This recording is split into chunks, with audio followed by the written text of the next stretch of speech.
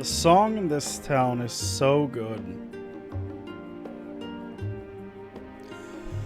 God damn. Well, hi everyone. We are gonna be doing some raids tonight.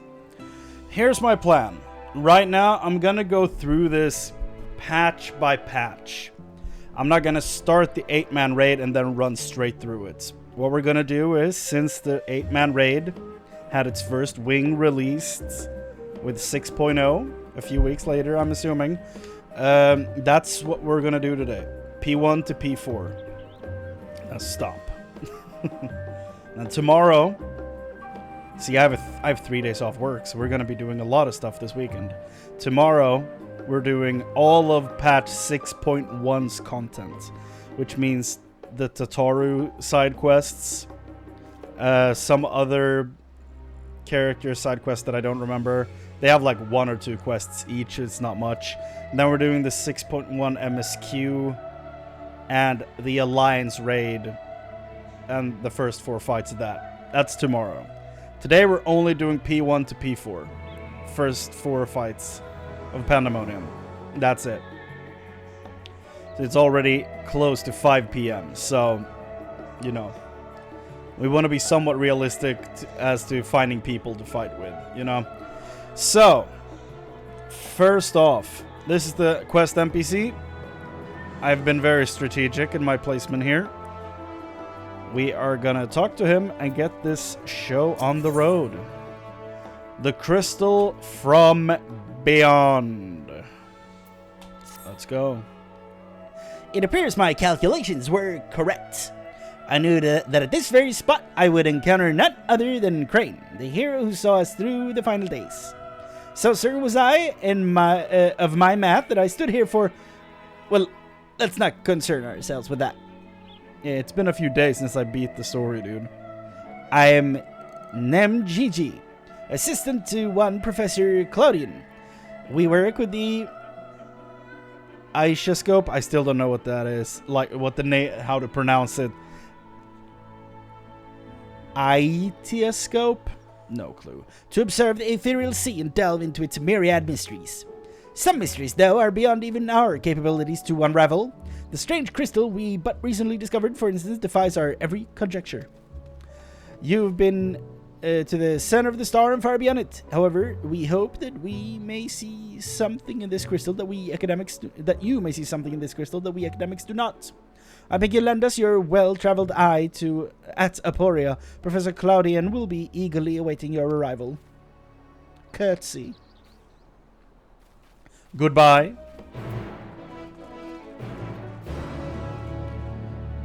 There it is. I was looking at my map and then like, where is the Aether Shard? I've been working for 10 hours, okay? I'm not all there. Fair warning. Let's see here. We're going all the way down there. Gee. Yes, we are. Let's see what the sound is like. Yes, we are. Let's see what the sound is like. Sounds like it's working. Looks like it's working on my end as well, so that's good. Oh yeah, I got this boy. Finally. Love this mount. What a great start to that piece of flying. Yay! It's a great track as well.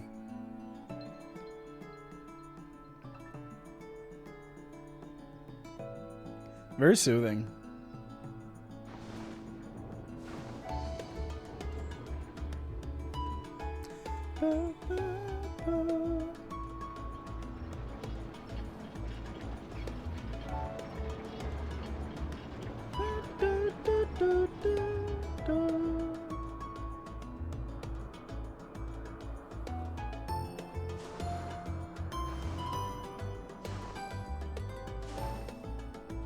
So good.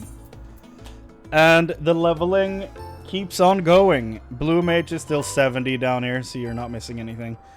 I don't know what levels I were at when I streamed last. I think Ninja was at like 89, so I maxed out Ninja. I maxed out Bard, and now I'm about to max out Dancer. So yeah, leveling is going well.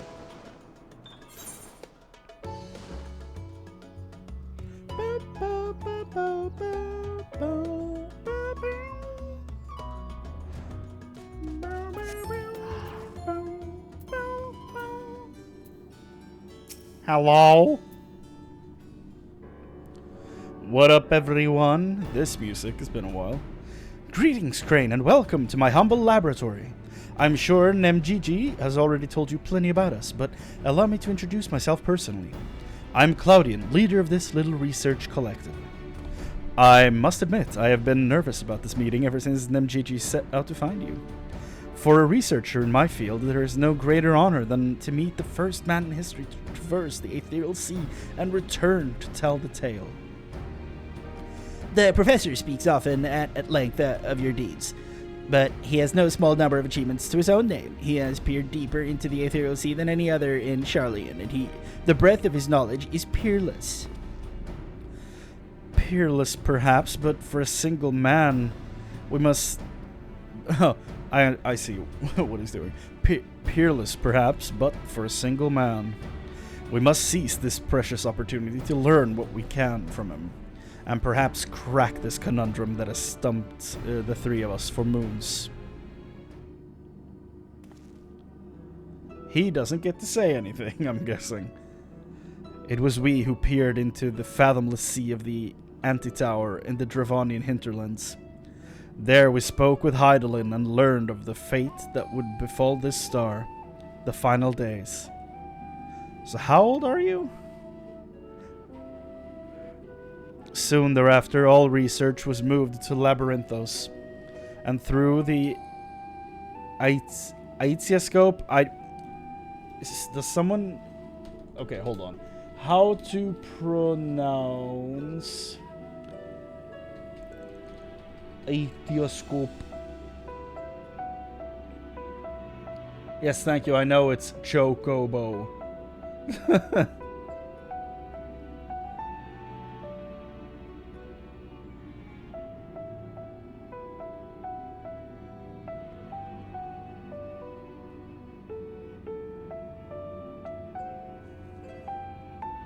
Not seeing anything. God damn it. Did we continue our vigil? As impressive a work as the device is, however, it can glimpse but a fraction of the sea's infinite depths. Which brings us to the matter at hand. Not long after the Exodus was declared, we recovered an unusual crystal shard during a routine observation. It appeared before us suddenly, as if propelled to the surface by some unknown force. We found that it possessed an ethereal density that exceeds that of normal crystals by orders of magnitude, and its shape resembles nothing which occurs in the natural world. It was made, not formed. Unfortunately, that was the extent of the information we could glean before we were forced to turn our focus towards the Exodus. The crystal was very nearly forgotten amidst the sudden upheaval. But thanks to the efforts of a certain someone, that crisis is now behind us, and we are free to resume our research. Ah yes, the Warrior of Light, Meteor Survivor, wherever he is. Thus did we decide to seek you out, the dauntless adventurer who delved into the unknown and beheld its innermost secrets. And now we would have you see for yourself. I mean, I can assume where this is going based on the post-credit scene. Oh, here is the crystal in question. If it resembles aught you have encountered before, even by the smallest degree, please say so. I mean, is it going to be like a normal crystal that we usually have? Oh, that is not a normal crystal. That is a crystal. Whose seat is it? To who doth thee belong? Scheisse. Memory abides within this crystal. I know of someone who bears a similar crystal.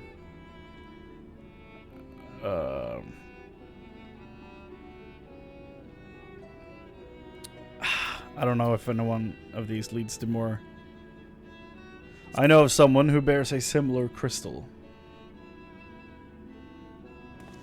Huh? As I thought, you do know what this is. Please tell me everything. So I guess it doesn't matter. Like most choices in this game, but sometimes they pull one over you, and they give you a lot of different dialogue that you were not expecting. So I see. The Ascians use these to transfer their memories to new vessels. Fascinating indeed.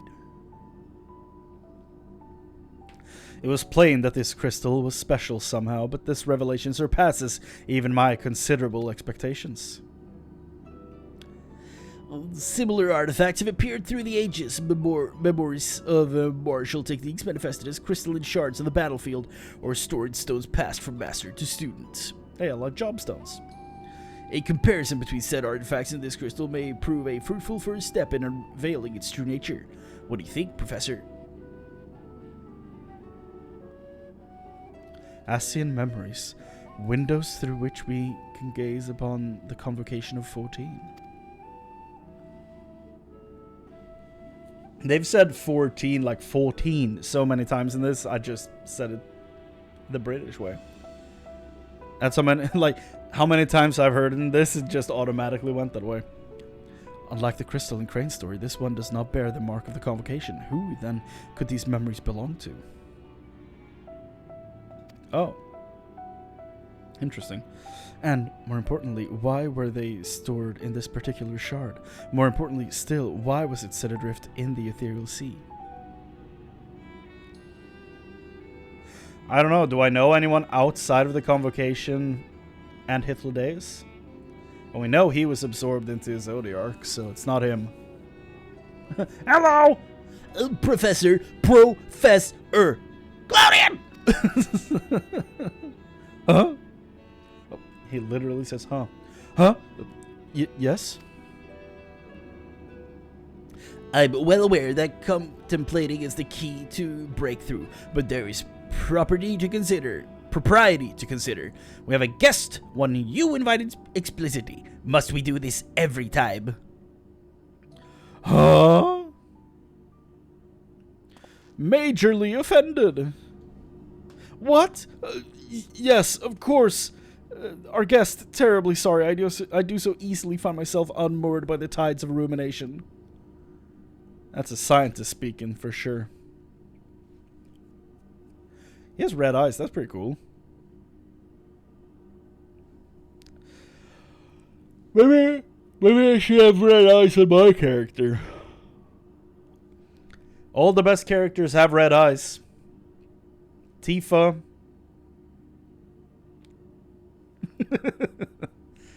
Makoto from Persona 5.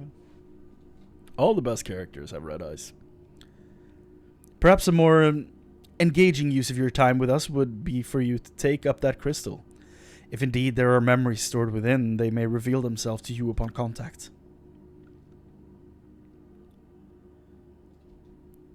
I have no guess as to what this could be, like whose it could be. Because I don't remember who was standing on the edge at the end, if they even gave a name in the post-credit scene. If anyone, message, come, Pandæmonium, please, faces, grave threat, star, danger. Huh? Huh? Something you doing? That expression does not bode well. What'd you see? You didn't hear him? Or whoever it was? I'm assuming it's a dude for some reason.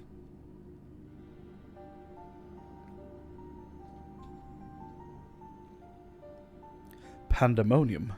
It's not a word I've heard before. I've not played Diablo. If my knowledge of the ancient tongue serves me, it means all demons. Not a name that inspires optimism, all things considered.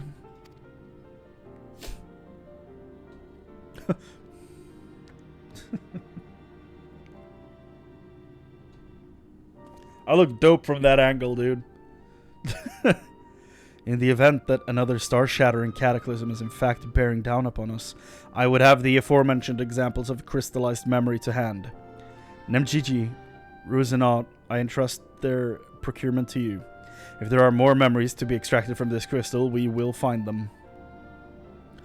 Yes. As for you, Chrane, there is a person I would have you seek, the one who has delivered so dire a warning. Your story tells us that this crystal could very well have been made by one of the ancients. If that is the case, then discerning the nature of this pandemonium would require a trip far into the past, to an era before the Sundering. I know of only one individual capable of such a feat, the very hero who traversed time to prevent the world's doom. So, in story, I can still go? Like, I know I can go and do hunts and stuff, but in the story itself, I can still go there? That's weird. I must confess, the tales people tell of your adventures beggar belief, and their veracity has been a subject of much debate among my peers. After today's meeting, however, it can be no doubt in my mind that every incredible exploit is fact. Slowly turning the Charlians one by one. So I ask you now, return to the past, find out what and where Pandemonium is, and if we need to be concerned by this message. If we need be concerned with this message. Thank you. For the time being, you should keep the crystal in your possession. I do not think you have seen the last of its memories. Jam headphones. Pushing on my ears, making me yawn.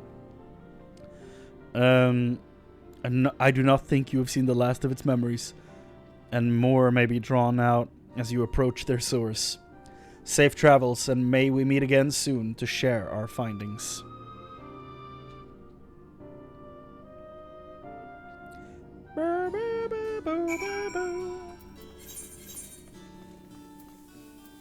What?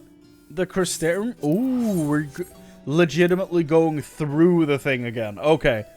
So, as of right now, we've been there and then come back, and it's closed. I have questions. I'm not gonna ask any of them. Moving on. Look, to each their own, right? Do your thing. I don't want to judge you. I'm not going to judge you. I will reserve the right to be surprised, however. I will. Okay.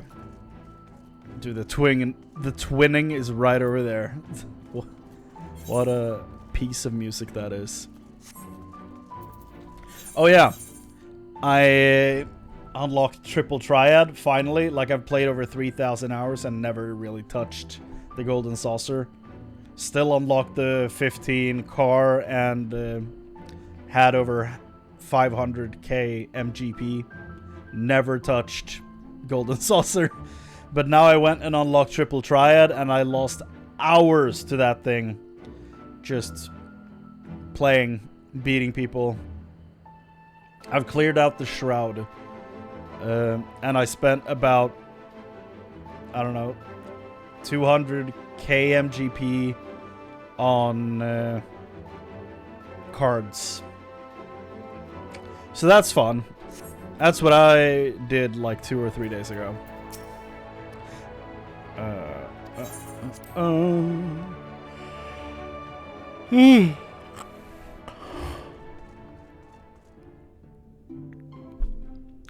Elidibus, are you still in here?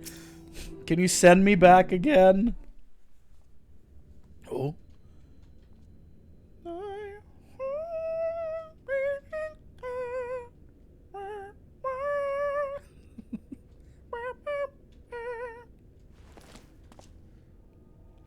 Brought to you by... I'm sorry for that horrible rendition, by the way. If receives this message... Oh, It's reacting. I'm so happy with the way my character looks. Like, it's the determination on his face. Come, Pandæmonium, quickly. Yo, I look dope. Like I said, I'm so happy with the way my character looks.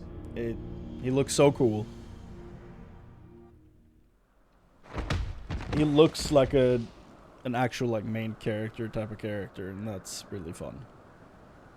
Like, I feel I nailed the design, which is not something that usually happens for me in video games. Oh, Jesus.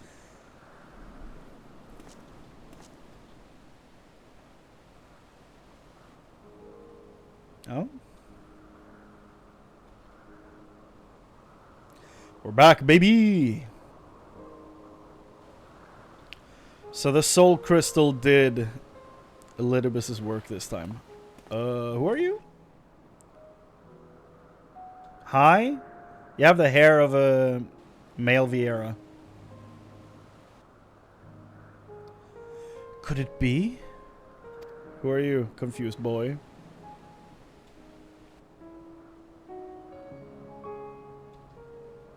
No, of course not. Apologies.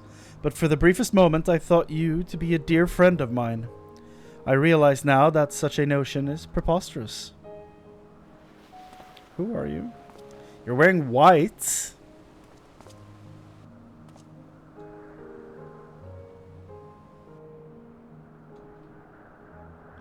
Could you be, like, could this be Elidibus? Maybe?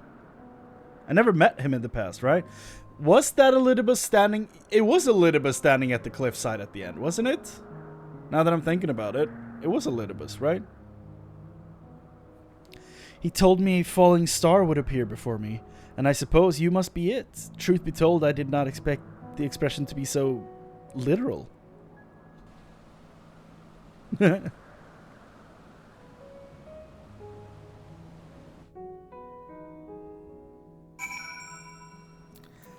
Themis?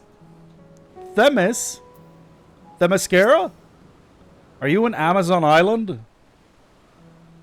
Themis.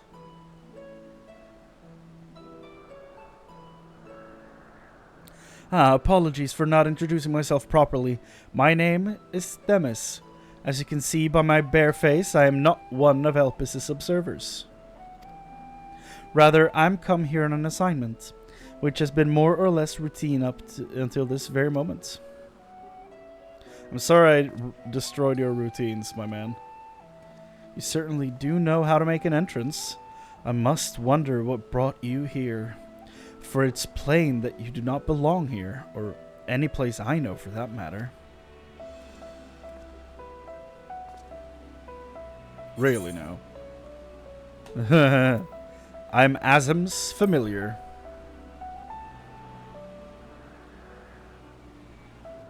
He's gonna see through that shit. It appears my initial impression was not so preposterous after all. I did not know my friend had such a unique familiar at his disposal. He didn't see through it? Or he does and he's just humoring me. If you're here at Asim's behest, then I believe I can hazard a guess as to your purpose. You're here to investigate Pandæmonium, yes? Huh? If so, we may be able to help one another. But first, might I trouble you to explain how you came to collide with my skull? No. No, I don't think I will.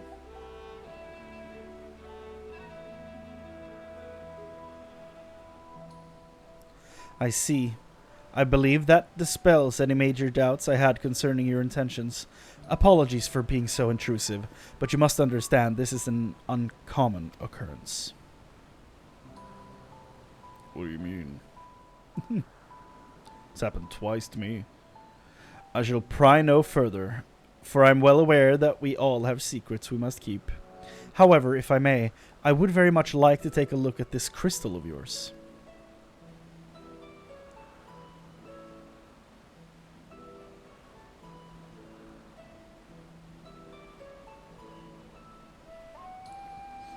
Did I tell him about it, or did he figure out I was holding it? What is this? Fascinating. While I cannot say much as to what it contains, it is clear that there are memories stirring within. Memories that speak of something gravely amiss in Pandæmonium.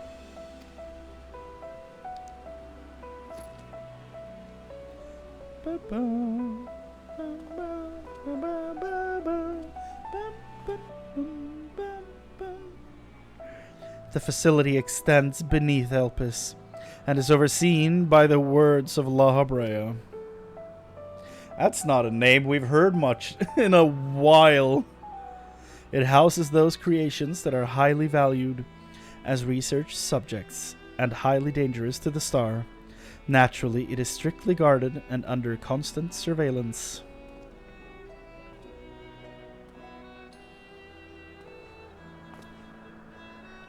Several days ago, however, an unnatural shift in the flow of its surround. Don't say flow to me. I'm not gonna start crying. I'm gonna bawl my eyes out. My eyes out? What? Bawl my eyes out. That's how English works. There we go. I went back and listened to a lot of the music from the end of Endwalker. Flow hits, dude. Flow is so sad and so good at the same time. It's so depressing. And the fact that old Charlium plays the same lead motif as Flow is insane. So good. Several days ago, however, an unnatural shift in the flow of its surrounding ether was detected. Soon thereafter, all communication from Pandæmonium ceased. Ah! What fortuitous timing that I'm here! I am here as a representative of an organization that works directly with the convocation, and have been tasked with investigating this incident. Now that there is some measure of transparency between us, might I offer a suggestion as to what to do next? Go ahead. Themis. Bow, bow, bow, bow. Fire and fate, tales of loss and fire and fate. During the course of your investigation, you may discover valuable artifacts. These can be exchanged for equipment by speaking with Mylene in Aporia or Joel in Rudzetan. So, most likely meaning raid gear. That looks scary as hell. We're familiars there. Now then, my proposal is a simple one. Let us journey to Pandæmonium together. Our destination is the same, and I suspect the arrangement would work to our mutual benefit. Besides, I should have no trouble gaining us both access. I do hope you agree. I would be loath to part ways from the falling star I had been waiting so long for. Who told you I was coming, though? Originally, I had planned to conduct my investigation with the friend I mentioned earlier. Right.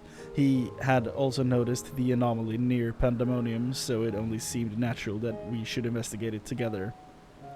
Elidibus? However, he eventually decided that it would be unwise for us both to go. If two members of our organization were seen poking our heads about restricted facilities, it could raise questions, you see. I decided to go alone, but he left me with these words. Fear not, for in my absence a star shall fall before you. Okay. While I could not comprehend his meaning at the time, I believe now I understand. He does have a way of being right about these things. Even so, his hints of what to come are generally more cryptic. I suppose I should have kept my gaze to the heavens. It's probably his crystal, I'm guessing, and that's why he knew. So, it's my guess. Suffice to say that I'm grateful for your presence. Either way, as for the matter at hand, we must first gain permission from the words of La Habrea for entry into Pandæmonium. There ought to be a speaker waiting at Anagnorisis.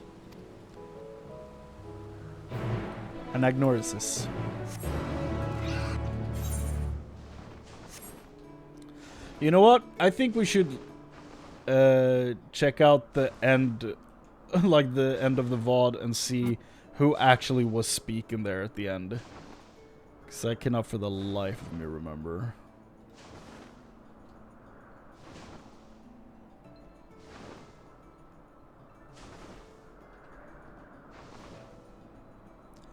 Stand tall. Da, da, da, da, da, da, da. Okay, so we're gonna mute the game. Then we're gonna go over to screen capture. And I'm just gonna let the video ride. Ah! No! It's over! Yet stand tall, my friend. Our journey will never end. Thank you, Square Enix.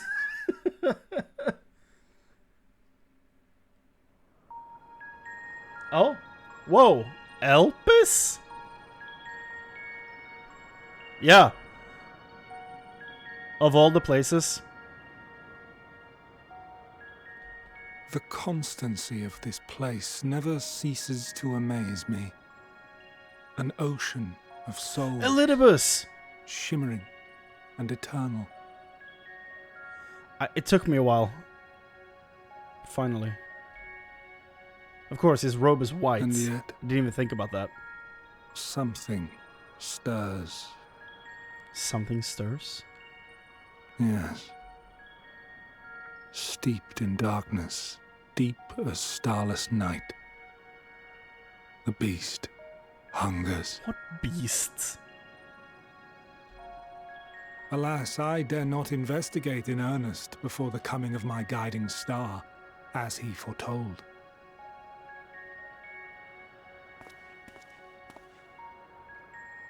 We shall descend to the depths, you and I, to confront the dread beast Pandæmonium. I have seen the word Pandæmonium, so...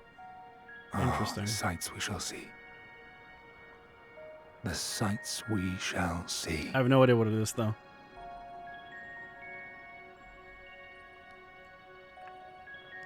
The sights we shall see, huh? Back to Elpis. Interesting.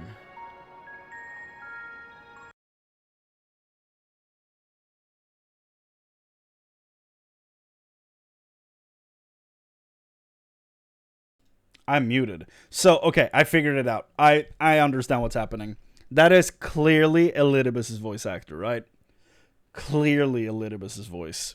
So, what I'm just now remembering is that when they summon Zodiark, the original Elidibus... Let's start the music of the game.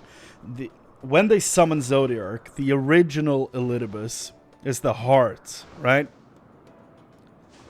I think that was the case, which means that the Elidibus that we know is not the one from this period in time. He came after and took his place as Elidibus. So Themis, that we are hanging out with, is the guy who will become the Elidibus we know. He's just not elected Elidibus yet. That is clearly his voice. Okay, so this is Elidibus we're hanging out with. Good to know. We've cleared that up. And that was just from hearing his voice, I've finally figured it out. And I mean, like I said when the preview thing played, the post-credit scene, of course it's Elidibus. He's wearing white. It's just that I forgot about the detail that he was not the OG Elidibus. I sent a request for permission before setting forth to Elpis. With luck, we shall not be waiting long. Now we're doing it somewhat close to the original voice. Who's this dummy? Hello? What a fascinating etheric signature. In accordance with the Convocation's request, the two of you have been granted leave to observe Pandæmonium. I shall register your ether for the records. From this point on, you may freely come and go from Pandæmonium as you please. No, that was a painless process. I take this as a sign that we were meant to conduct our investigation together. Of course, while you have been permitted entry into the facility, the specimens housed inside must be handled with utmost care. You are to heed the warder's instructions at all times. And what if I refuse? Those who conduct their work within Pandæmonium are called warders, for their roles with respect to the creatures within. Generally, creations that pose a threat to the safety of the star must be undone. However, the words of La Habrea has deemed certain such creations as worthy of further study, interring them within the facility. Sounds great. Probably not at all related to why there's a raid here. Those who spend their days in Pandæmonium are not merely researchers. They must work tirelessly to ensure that none of their subjects slip their shackles. I bet 12 of them will. For all intents and purposes, the place is a dungeon. Perhaps such a comparison arouses frightful imagery, but Pandæmonium is a frightful place.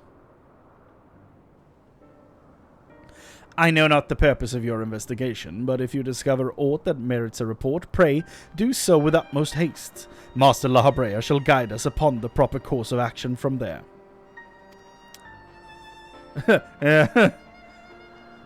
He would be around. Then I take it that means you have deterred nothing amiss as of late. The warders have reported nothing that would cause alarm.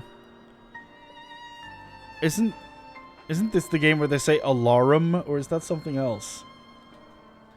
Hold on. Sound the alarum. Isn't that... That doesn't give me any... I think this is the game that says alarum. I guess it's not popular yet. The warders have reported nothing that would cause alarm. Minor fluctuations in ether have been observed, but surely Master La Habrea would have acted if they were anything worth worrying about.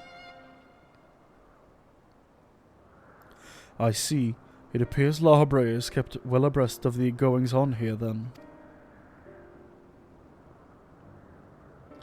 I hope I am not overstepping my boundaries by asking, but you seem to be quite familiar with Master La Habrea. Do you know him? Oh, the stories I could tell you. Know him? We've met. That a mere familiar would have had the honor to meet Master La Habrea. He is not known to easily afford others his time, so you must be extraordinary indeed to be granted even a moment of it. Regardless, while I doubt I need to tell you this, he is of the convocation. Take care that your actions do not hinder his work. I promise nothing! And with that, we are free to make our way to Pandæmonium. The news that will take us there is on the eastern bank of Leth. Let us delay no further.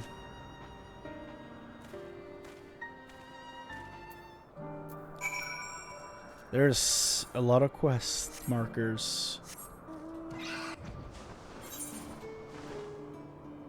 Left. Left, right, left. So next, after finishing Dancer, I'm probably finishing Black Mage, then Red Mage, and then Sage, because Sage is really fun. I really like Sage. And the Job trailer came out yesterday. I haven't watched it yet, but I heard that Sage is getting an AoE dot. That's literally the only thing I think is missing from their kit. So that's perfect. That makes me super happy. So Sage, Astro White Mage probably. And then I'm going to be grinding Blue Mage until Dawn Trail comes out. Probably not going to take too long, but still. But yeah, we're doing wrap up 6.0 today. Tomorrow 6.1, then 6.2, then 6.3 with accompanying tutorial quests, patch MSQs, and raids for all those 3 days. And then, after we're done with 6.3, we're starting the Manderville quest lines. We're going to be doing all the Mandervilles after 6.3. And then we're getting a Manderville weapon. Then we're doing 6.4 and 6.5 after that. This is not every day in sequence, but the 3 patches will be the 3 coming days. What up, Elidibus? I had to contain my surprise for the sake of appearance. Did you? Did you contain your surprise? For the sake of appearances, but is it true that you too have met La Habrea in the flesh? I find you more fascinating by the moment. Still, I shall refrain from asking too many questions. Assuming? Secrets will make our journey all the more intriguing. We shall come to know each other in time, I wager, or else why would fate have orchestrated our meeting? In any case, let us be off. Truth be told, this will be my first time beholding the fabled Pandæmonium with my true eye, with my own eyes. Here's to a new adventure, eh? To Pandæmonium. Bada. Pandæmonium. Whoa, this is the entrance? This looks like a boss room, my guy. Oh, this probably is a boss room. Never mind. This is not where we are, it's where this guy is. Oh, no, never mind. It is where we are. It is much as I feared. Music is interesting. An organ playing. The speaker seemed in such high spirits that for a moment I thought the ethereal irregularity not nearly so grave a portent as I had imagined. Alas, 'twas a fleeing and vain hope. To gaze upon this complexity network of chains and wards. The music is sick, by the way. The untrained eye might not sense anything awry. No effort has been spared in making this place impenetrable. This looks crazy. 3-headed Hydra dudes with humanoid bodies. Very different. Yo, that's an image. Love that. This place looks dope. Even the finest of masterworks is not without its flaws, however. Someone or something is tampering with the protections. It is working from within, eroding them from the inside out. Huh? Fear not. There is no immediate danger. I reinforced what protections I could the moment we arrived. Thus, this will not put an end to whatever is occurring, but it shall at least serve to slow its progress. One small victory, though the road ahead of us is yet long. Yes, powerful forces are at work here.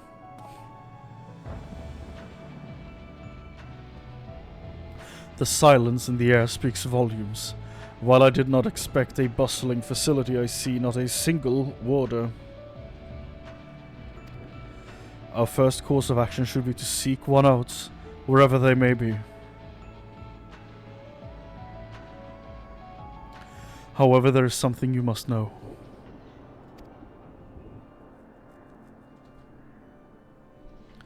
The magic I wove upon entering requires my constant awareness. That is to say, if we are forced to fight, I cannot risk joining you in battle. Should I lose focus, the Pandæmonium's protections will rapidly crumble before the force assailing them. Huh? Were there any other way, I would gladly choose it.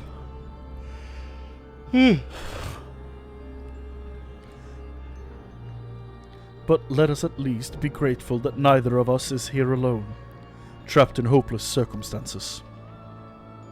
If we should fail to find a peaceable solution, then I hope that I can rely on your strength to see us through.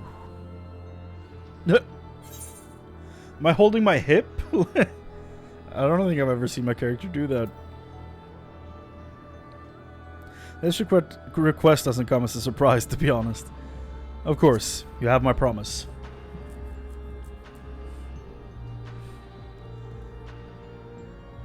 Thank you for offering your help so willingly. If weapons are drawn, I hope to be able to lend at least a touch of magical support. Creation magics do have their uses in that regard. I had in mind to use your ether as basis for illusory allies that will fight at your side. Clever. Perhaps 7 shall do. Not exactly an army, but by the looks of you, a formidable band nonetheless. Then, so shall it be. Now, what I wonder awaits us in Pandæmonium's pitless halls.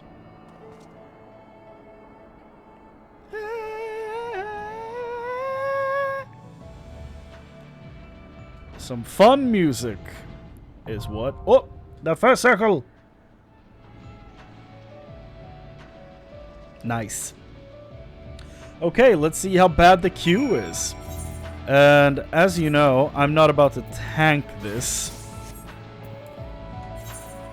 I may be crazy, but I'm not that crazy. Asphodelos. Join. 21 minutes. Yikes.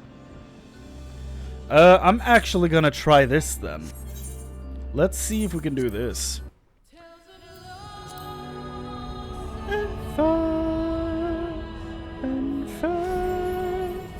Let's see. Do I need to do this?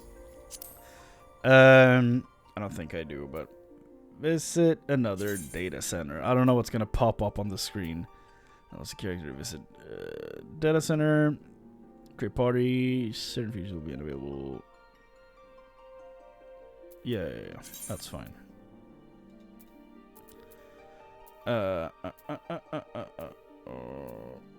Light. Let's travel to, I don't know, Odin. Because I hear light is way more active as far as raiding goes. Let's go to Zodiark, I guess. Confirm.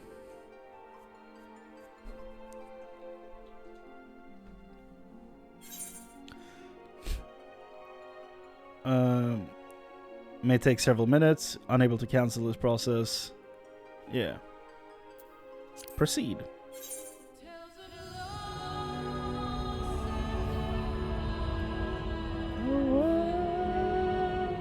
So good.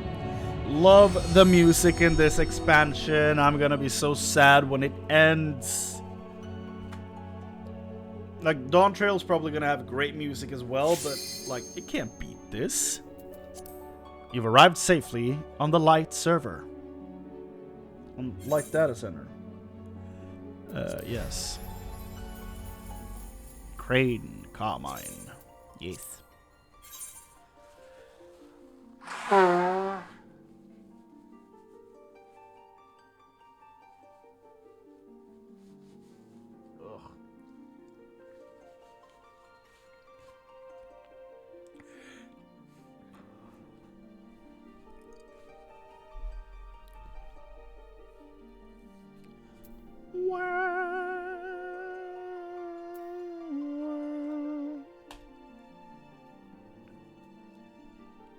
See if this solves the queue issue. If I even can queue. I don't know if I can.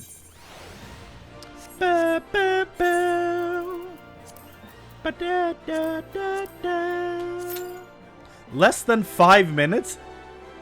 That's slightly different. I might have to look into transferring if this is how it normally is. Oh yeah, I heard stories about this. 116? Why am I on Chaos?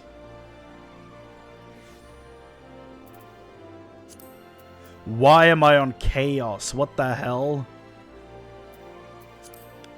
I might have to transfer, like, not even kidding. I'm probably not gonna do it until Dawn Trail is out and we're past server congestion. Seat of sacrifice.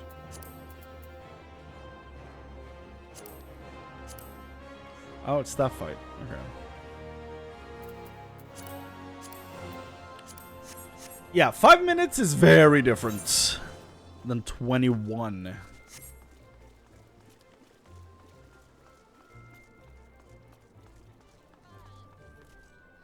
A lot of people here.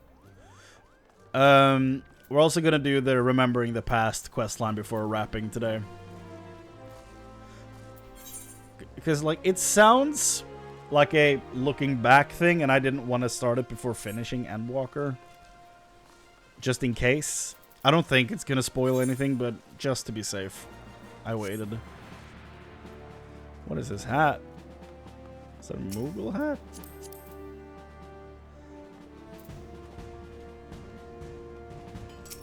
Hmm.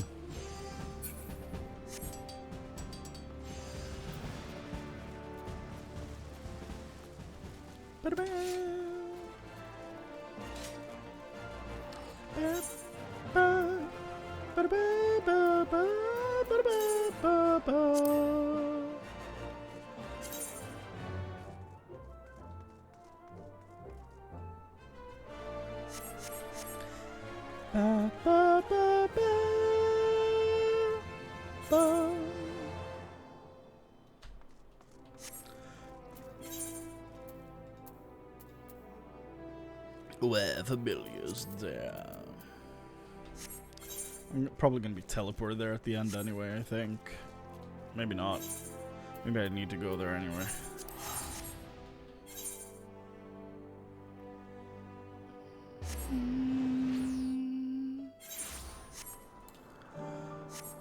Anagnorisis. Anagnorisis.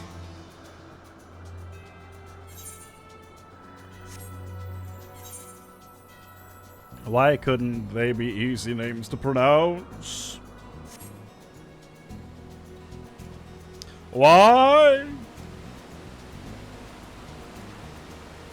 Do we still have sound? Why? We have sound. Okay, good.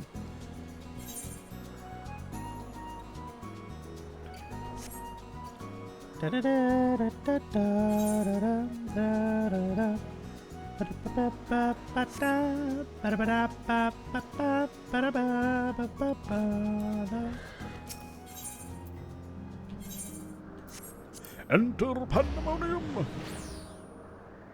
Wow. The world unsucked. I could just walk through that? Okay. Can I just walk through the next one? Probably not.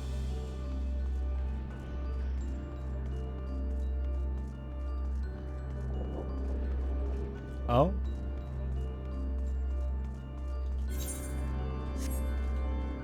Oh? There's a lot of chains in here, dog. Like, am I gonna fight these things? They're everywhere.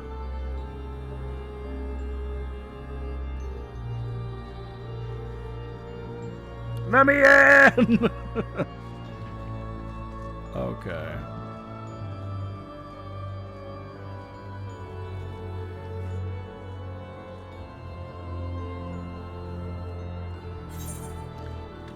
I'm gonna need to clear out my inventory, goddamn. Like, half of it is just food.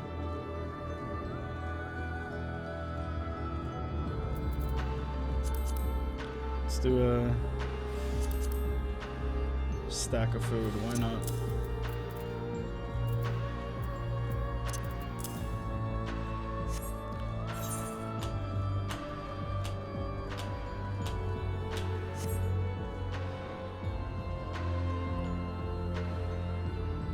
Beats by Elpis.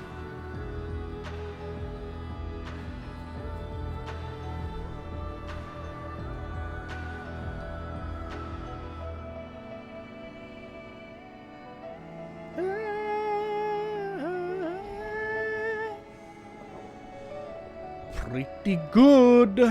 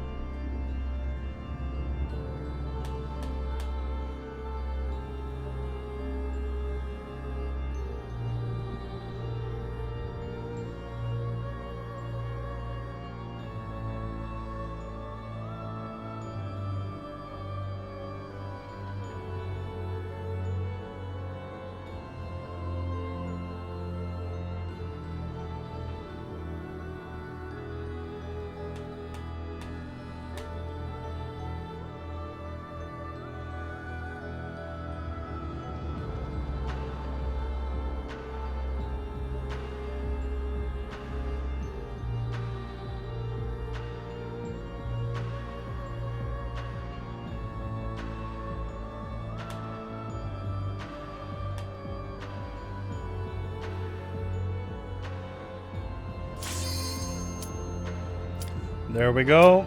First up, the first circle. Fight 1 out of 4 for the evening. I wonder what the music is going to be like. Ooh, looks spooky.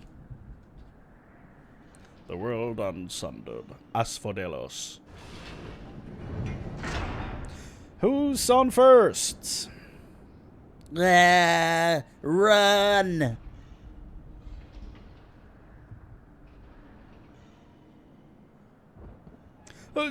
I'll save them, I must!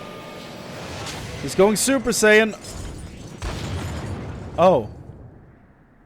This appears to be one of the waters we seek, but I'm afraid he's no state to answer questions. Perhaps you want to beat the ever-living shit out of him.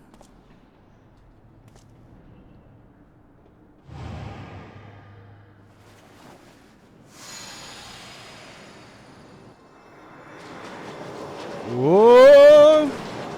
Hear me, warriors of light! Yeah. Woohoo! Ericthonios? Okay. So we're fighting warders in here? Is that what we're doing?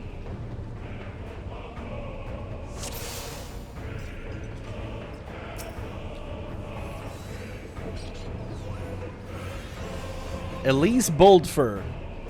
Boldfur these nuts. Sorry.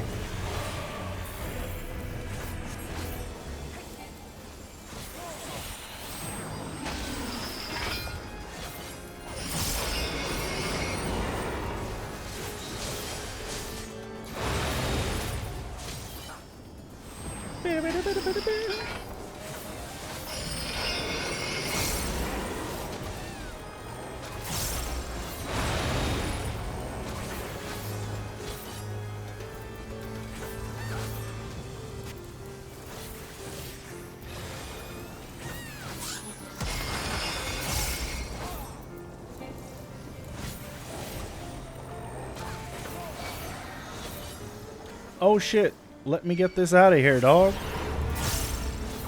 I assume that's what I'm doing. Okay, I was too far out of there, dog.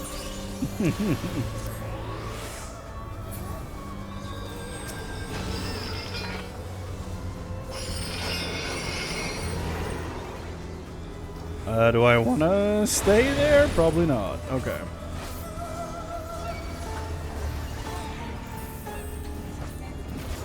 I kind of want to increase my volume, dude. Like, increase the volume in game and then pull it down in OBS or Streamlabs.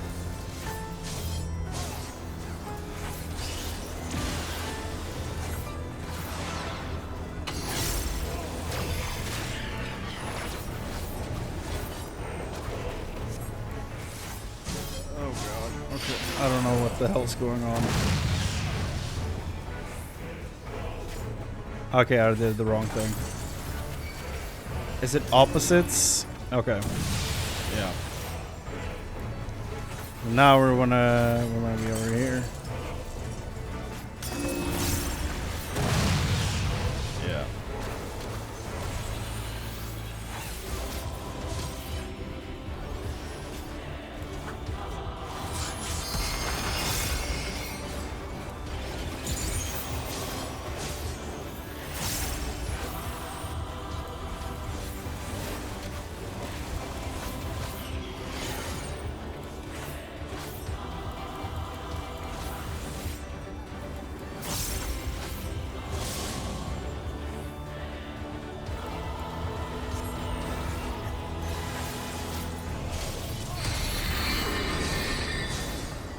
What the hell am I gonna do here?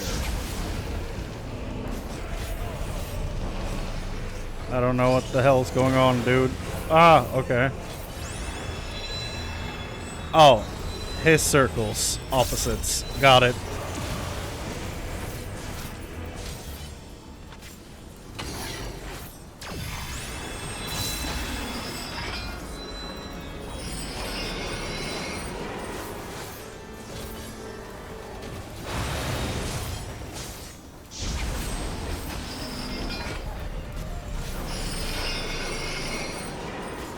I probably shouldn't be standing over here, huh? Oh, I guess it doesn't matter. Okay. Hi.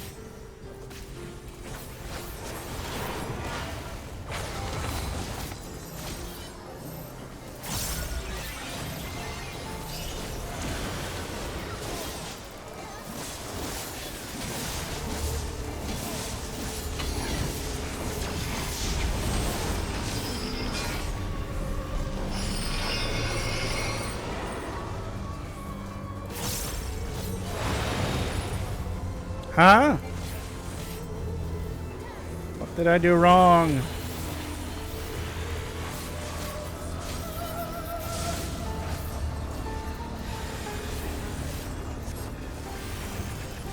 The music's not crazy in this one, though. But it's creepy as hell. So it's nailing that for sure. Fire, okay. There's an ice one. There we go. Woo! 1 out of 4. Sit down, boyo. The water. The water has fallen. Is he alive?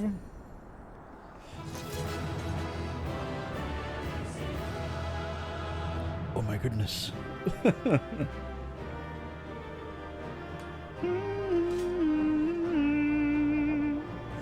Okay, am I fighting you guys for gear? What's going on? I mean, I'm gonna vote for Bolt for these nuts, of course. I want the armor. Give it to me.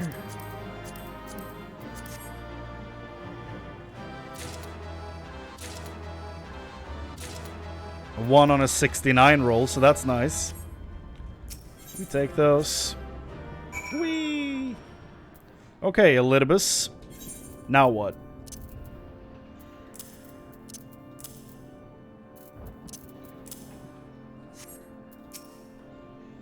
That was a thrilling display, and if I may be so vaunting, the warriors I spun from your ether fought even more splendidly than I had anticipated.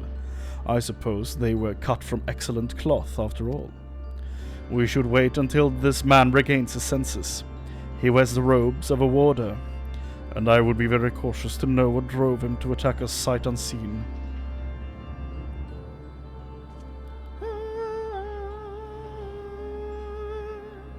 It's creepy music.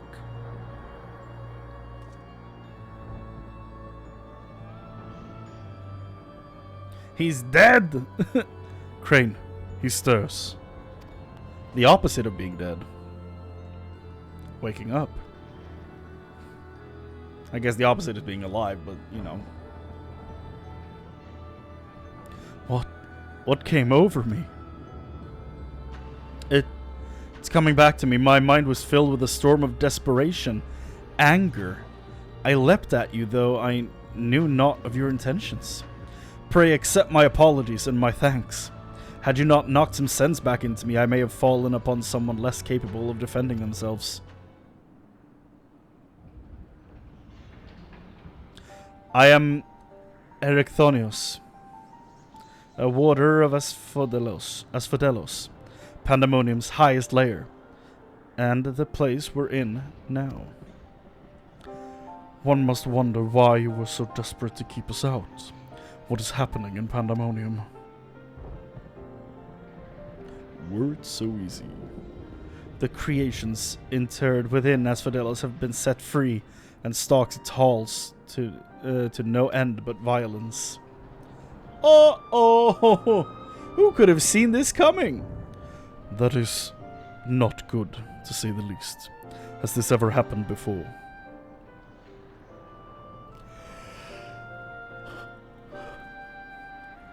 No, never. Each level of Pandæmonium is under the charge of a keyword, who keeps strict control over the most minute aspects of their domain. They've selected with great care, and their loyalty to Master La Habrea is absolute. Yet something has gone terribly wrong. Try as we might to hold the line, the chaos within is overwhelming. I hardly realized that I had become separated from my colleagues. I remember a chorus of whispers assailing my senses, and afterwards only flashes of rage and fury. Then blackness, from which I awoke to find that whatever had overcome me was gone. I see your senses may have been muddled by magics that affects the mind. Perhaps the selfsame ones that saw you separated from the other warders. Whatever had taken hold of me, thank you for releasing me from its clutches. That you've come here from the surface must mean some word of our plight has reached the outside world. If you know anything that may help, pray tell.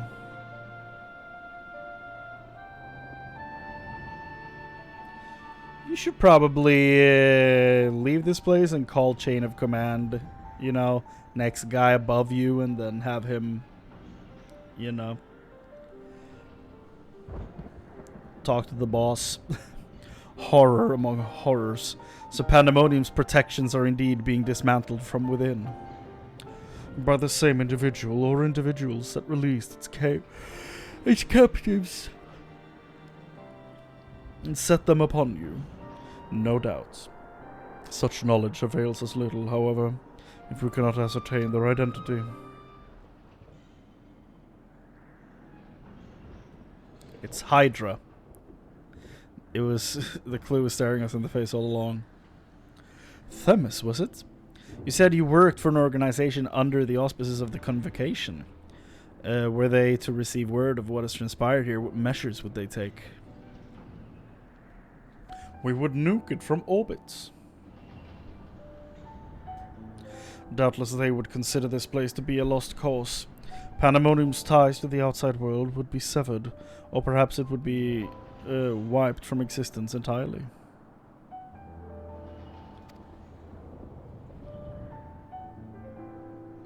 But what about the people? As I thought, were the creatures to escape into the outside world, there would be untold carnage. The words of La Habrea would never risk that, despite what value the research subjects may hold.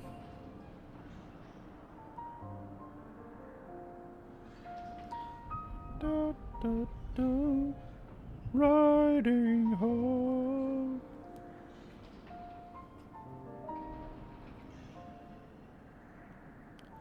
It is La Habrea's song from his fight playing in the background.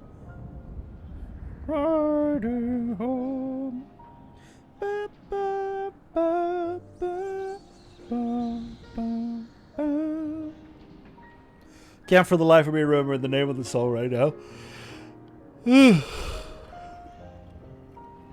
But it is indeed that same song. As I thought, were the creatures to escape the outside world, there would be untold carnage. The words of La Habrea would never risk that, despite the value a research facility may hold. We read that already. All the more reason to work with haste. If we can't expect further help, then it falls upon me to save the others. I'll not leave them behind.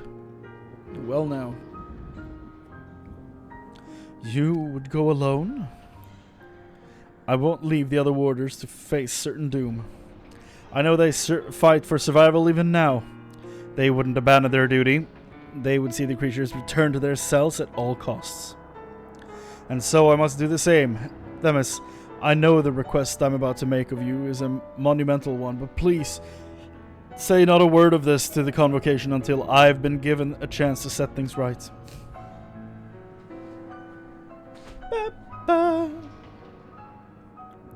Forgive my rudeness, Recthonios, but my decision cannot be swayed by emotion. You would only be consigning yourself to an early death. Strength of resolve alone cannot win in the face of overwhelming odds.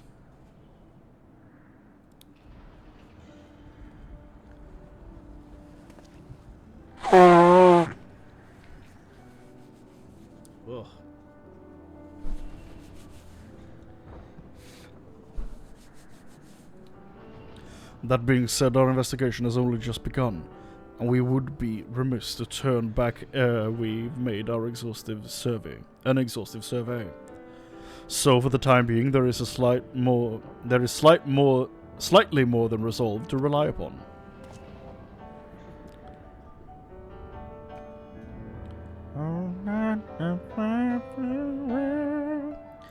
I knew you would be all too eager to join us. We will help you. Each moment since you fell from the skies has been more interesting than the last. More and more you remind me of my dear friend, which goes some way toward encouraging me that this matter will yet reach a satisfactory conclusion.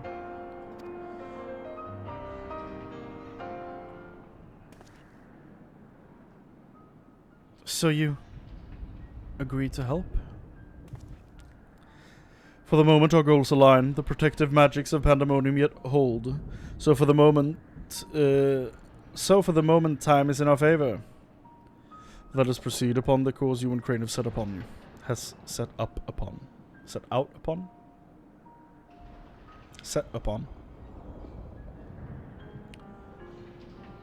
Themis and Chrane, yes, thank you. The warders owe you a great debt already.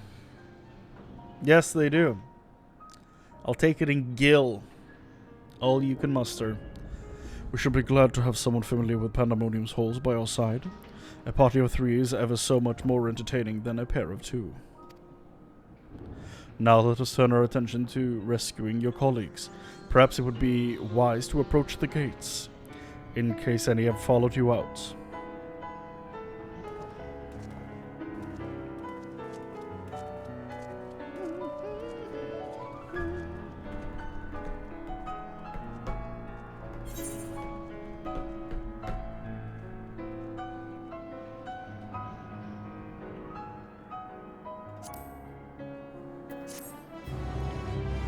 Fire and fate, dreams of loss and fire away.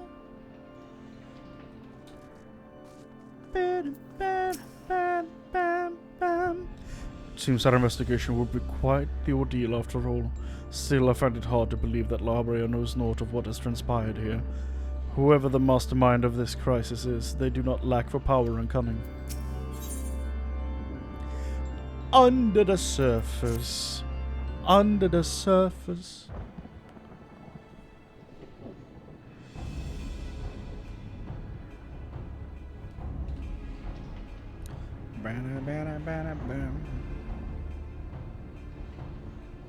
Seems I forgot the key.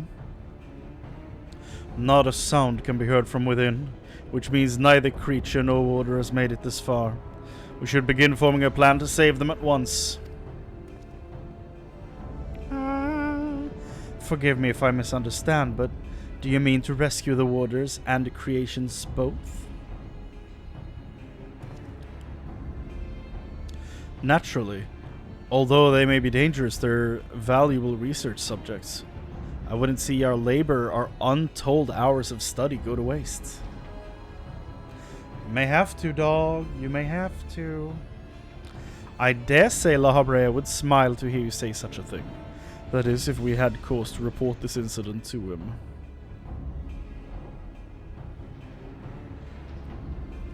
Smile? I'm not sure his face is capable of such warmth. Huh. He smiled at me plenty!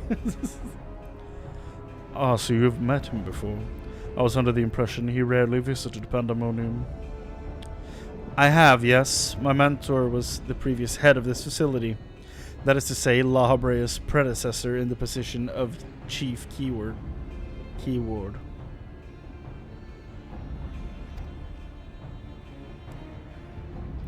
Her name was Athena.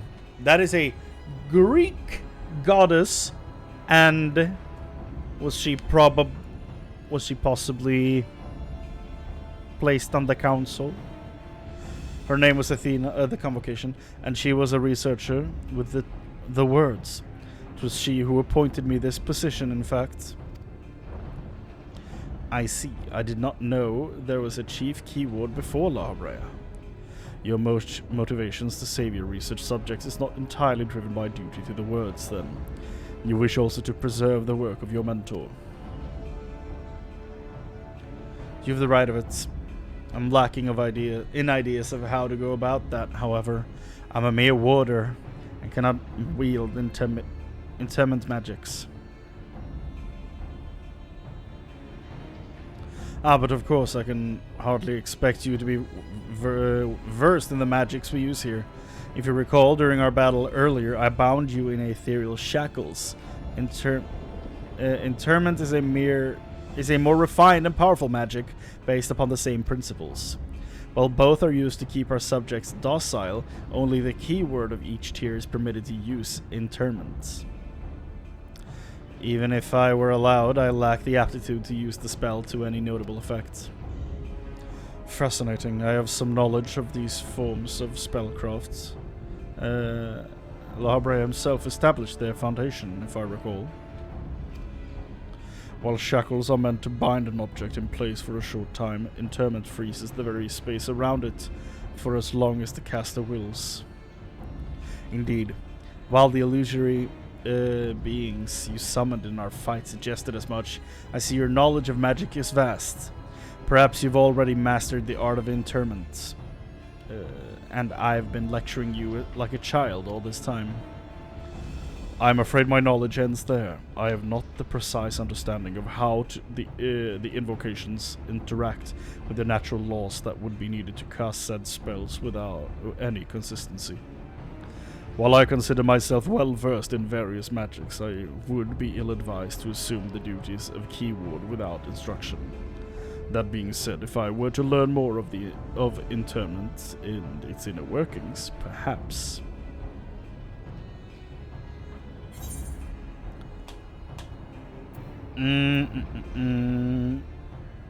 Well, you have a warder standing in front of you. Maybe he can teach you. Maybe we shall be friends. Well, the solution is obvious when you put it like that. Erechthonios, you implied that what prevented you from performing interment was lack of magical capacity. What if I supplemented your power with my own? Would the spell succeed then? I can't say for certain. I've never heard of such a thing being done. I believe it may be our best recourse. That is, of course, assuming you can perform the initial rites and incantations flawlessly. Even if the smallest misstep, we would have to start over.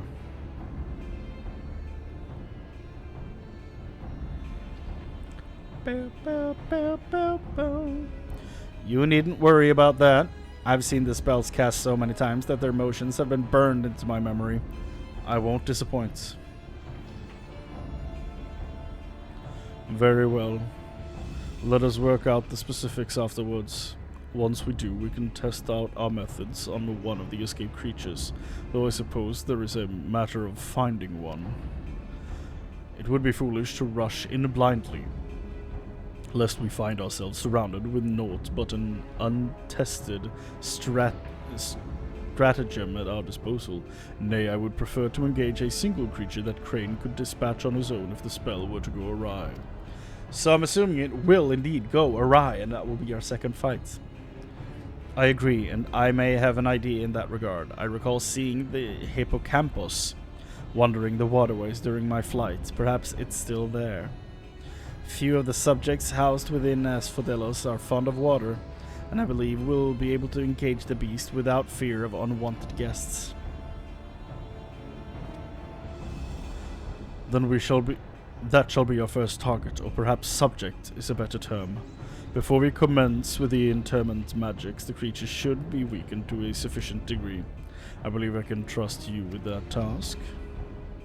Yeah. Fight number 2. As dependable as ever.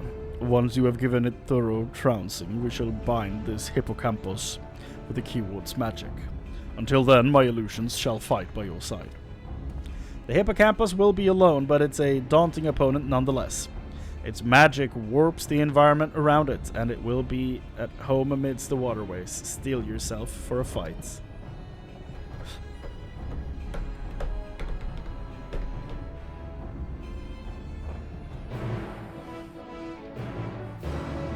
Asphodelos 2.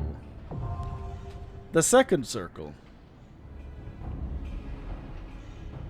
Asphodelos, the golden circle.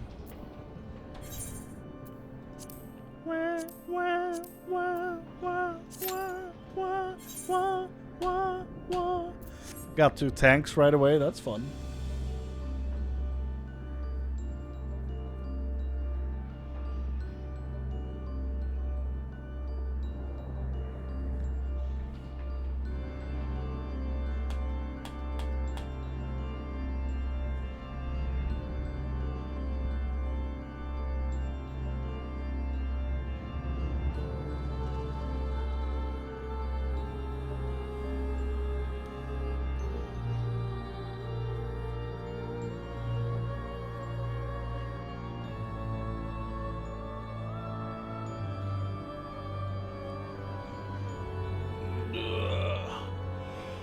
Yeah!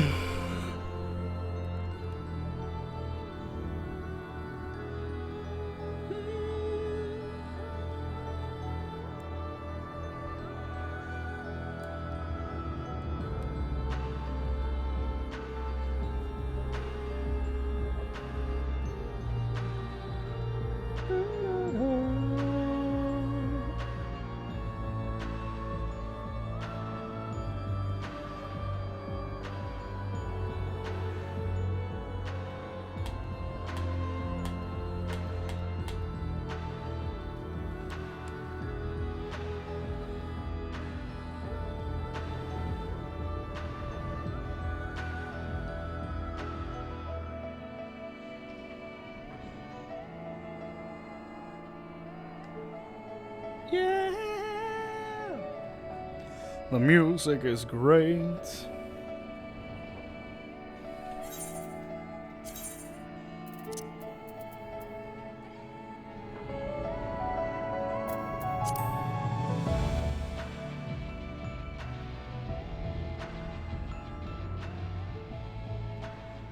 I'm gonna try it at that volume for you and see if that works better.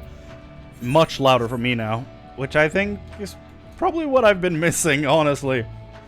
I've been adjusting volume in-game instead of, like, in the mixer in Streamlabs.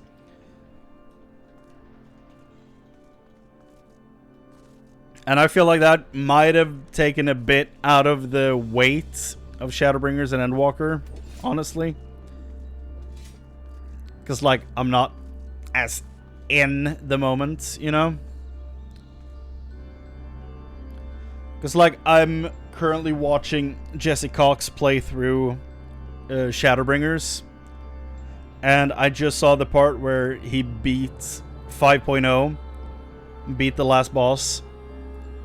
And I had, like, watching that, I had an actual tear running down my face. Nothing like that happened when I was playing it myself, as far as I can remember. Which I think is a shame. Because I was so into what was happening when I watched him play it.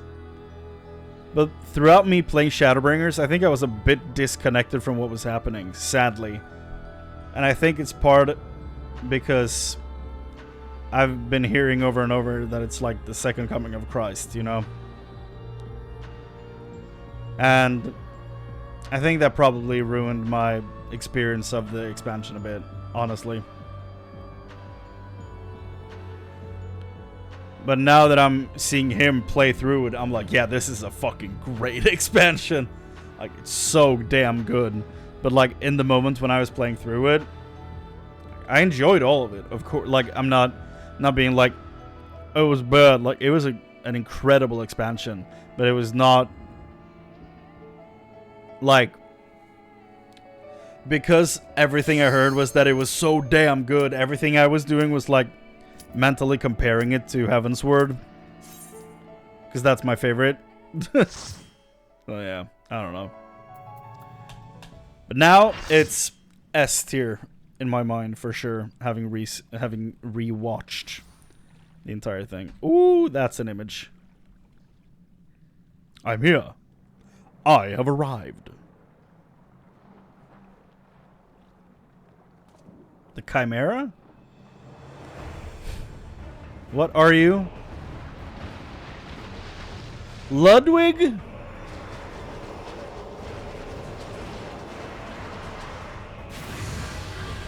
Ah! Oh! I have MSQ man right here. We have Meteor Survivor joining the party. The Hippocampus. Looks like Ludwig from Bloodborne.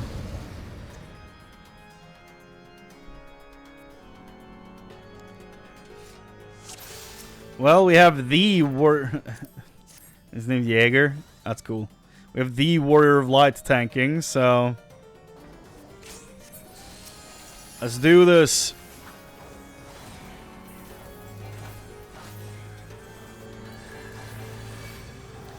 Already it feels so much better having the volume higher in my headphones.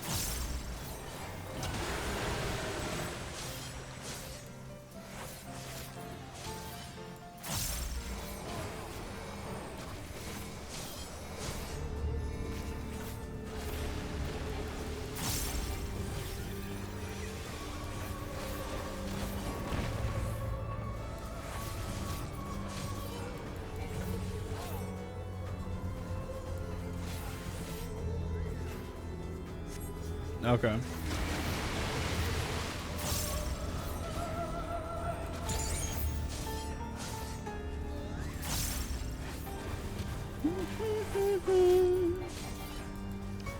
Oh God, I'm hit. I stopped looking at my teammates.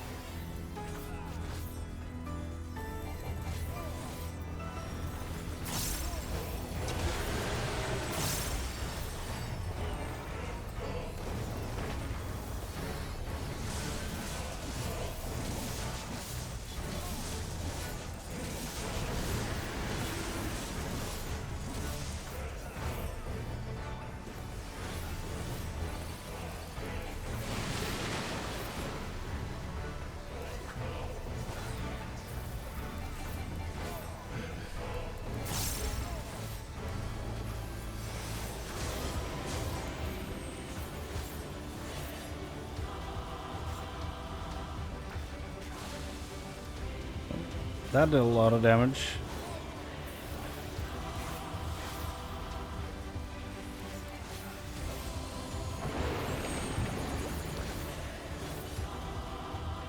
Oh, do we want to stay together? Oh, okay.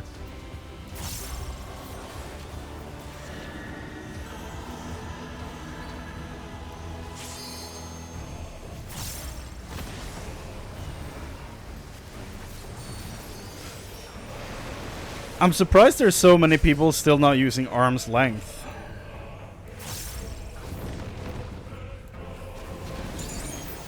Its head comes off? Is what he said. Oh, okay. I mean, it's not really attached, so it's not the most shocking thing ever, I guess. It dashes across. Okay, good to know.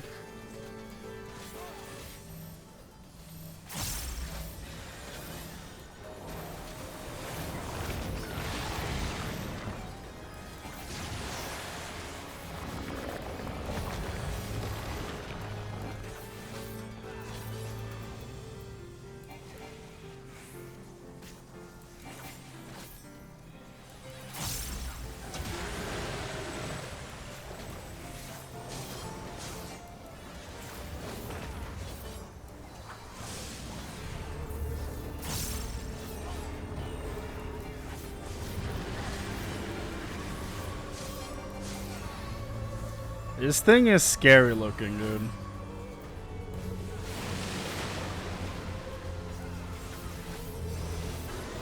The sluices.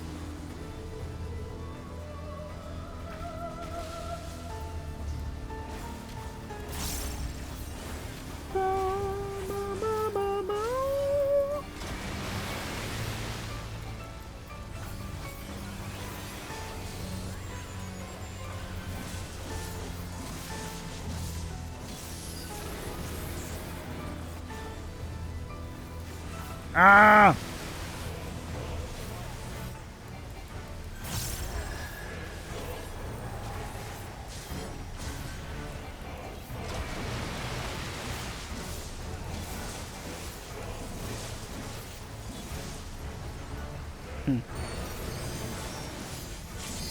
Bro!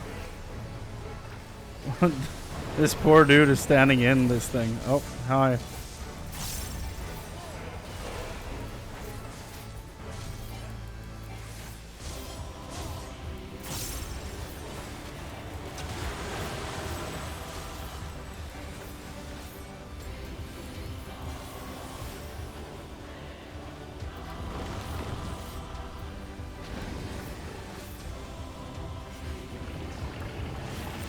Throws a new one, and that thing's gonna dash through here.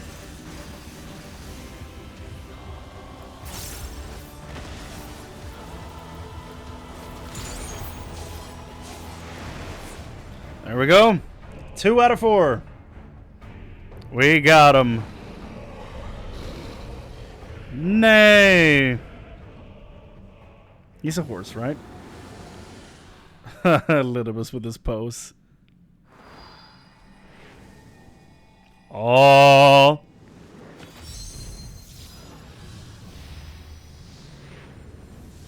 Interesting. Very bright.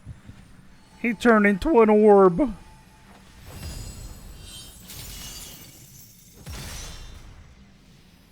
Oh.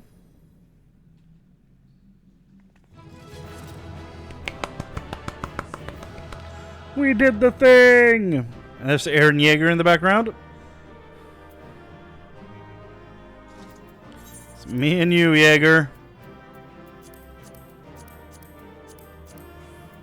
Are we fighting for these things?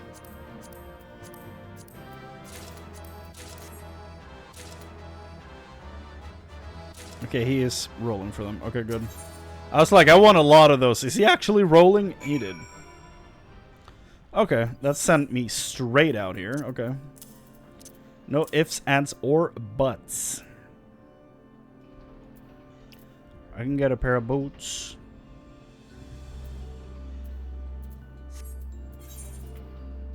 Can get a ring? Or any accessory, I guess. I knew that you were no mere mercenary, but to make such clean work of the hippocampus, seasoned fighters scarcely have occasion to visit Pandæmonium, let alone display their skills. Mastery takes all forms indeed. Needless to say, our plan worked to perfection, in no small part thanks to you two.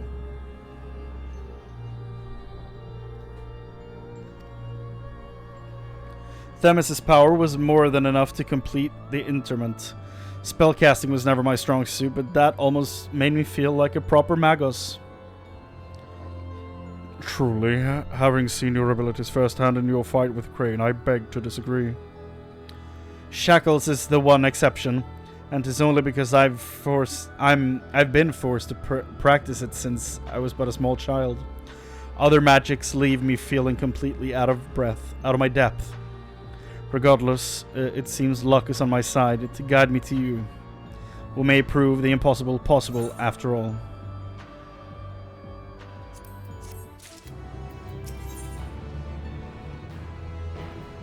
The fires of creation. It's a bunch of 9 materia.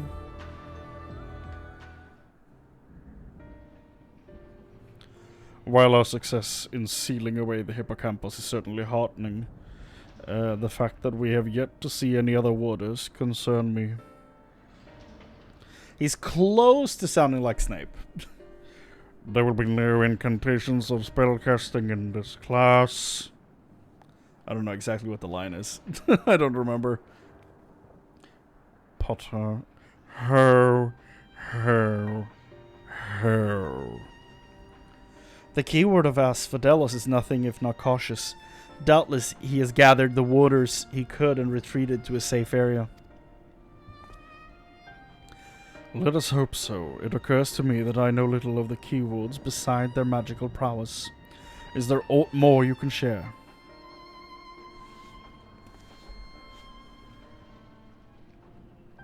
Whoa, who is this guy?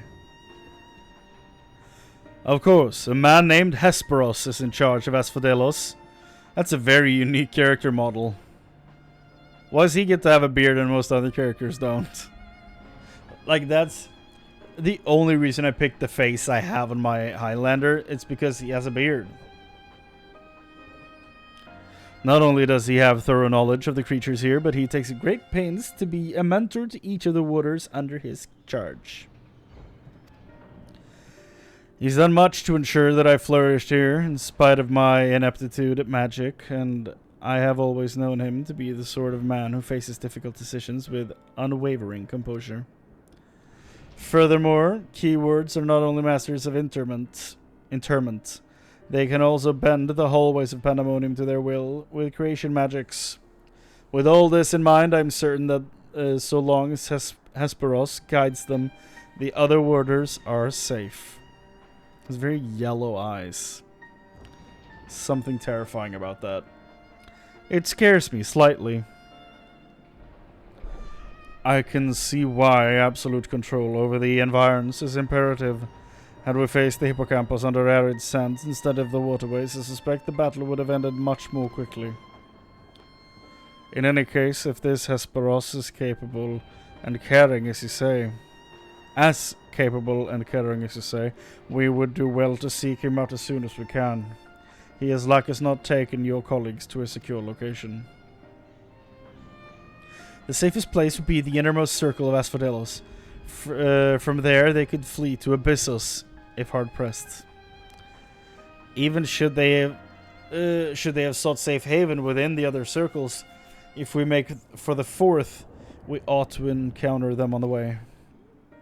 Indeed, we shall gain a comprehensive understanding of the situation within Asphodelos, which will be essential in determining whether we ought to continue down to Abyssos. The rub, of course, is that I myself possess no power to bend the circles to my will. Instead, we must proceed through the central corridor, which was barred by the Phoenix. Phoenix sounds better. Phoenix. I have heard that name before. A fiery bird with life eternal. Phoenix. So it is Phoenix. Beyond unquestionable brilliance, the perfected concept boasts nigh boundless restorative powers, if I recall. Truly an exemplary feat of creation magics. So this is where the legend comes from, then, I'm guessing?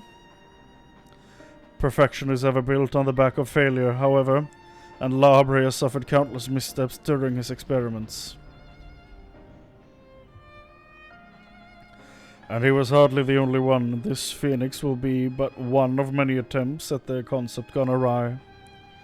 Aye, far from evoking wonder, our Phoenix is a creature of fury and wrath, and seeks only to turn the world to ash. Thus was it contained within Pandæmonium. Destroy it! Deployment of the concept continued elsewhere, but as the moons turned, more and more researchers abandoned the project as an impossibility, save for La Habrea and his words. When I received word that at long last La Habrea had succeeded where so many others had failed, I was nearly overcome. Pray tell, how do the warders of Pandæmonium celebrate their master's accomplishments?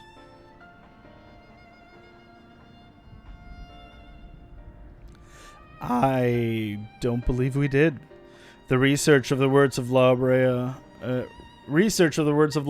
has little consequence to our work here, save for those rare times it charges us with a new specimen.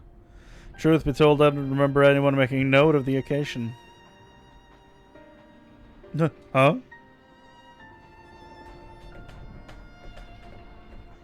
He seems sad to realize this. But enough reminiscing. We must make ready to confront the Phoenix.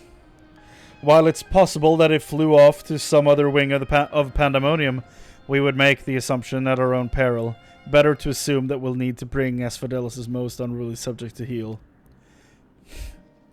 I certainly see no reason to delay. The Phoenix power of a flame will avail it far less in a barren corridor than elsewhere.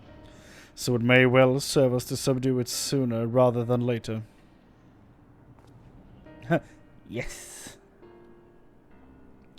Next, wing. Fiery bird wing.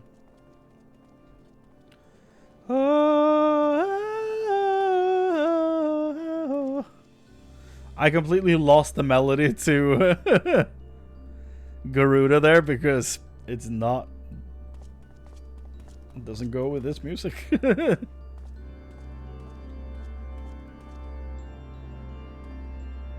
not the right key.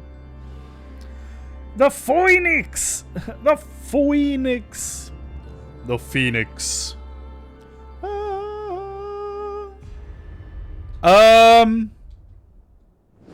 That doesn't seem right.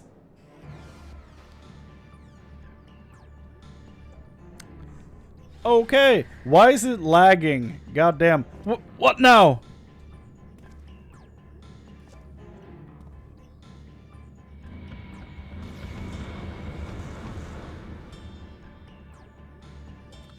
So it seems he's corrupted, or he is the one behind this. I don't know. Something is wrong. He seems like Count Dracula. It seems whoever is behind this can alter the space around us at will. We're facing an uphill battle.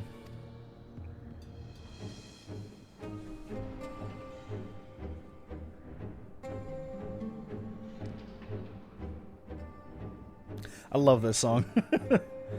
Impossible. If those are creation magics at work, then that means... Let us confront that reality after we have conquered the enemy in front of us. Every drop of our focus shall be required if we are to inter the Phoenix. So the one behind this is one of them.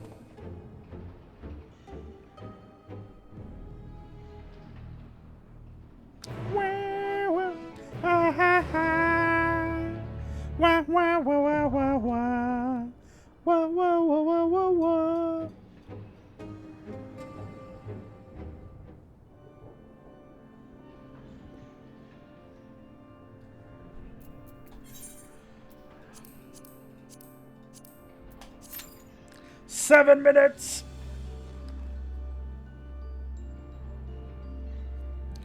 Almost time.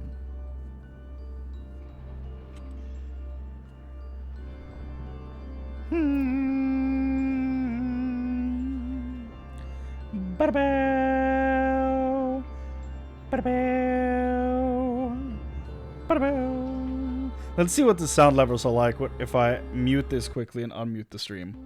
Let's see what the sound levels are like if I mute this quickly and unmute this. It sounds fine. Nice. Good to know. That's good. 2 more fights. Good.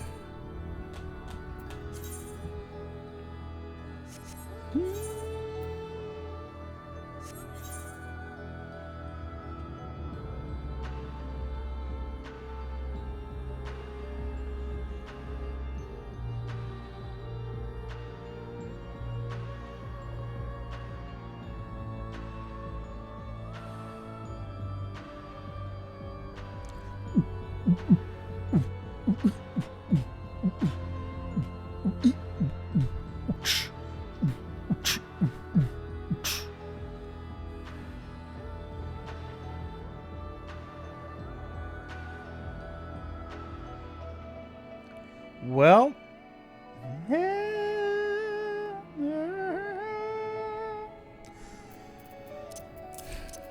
lovely song. The Egg of Elpis.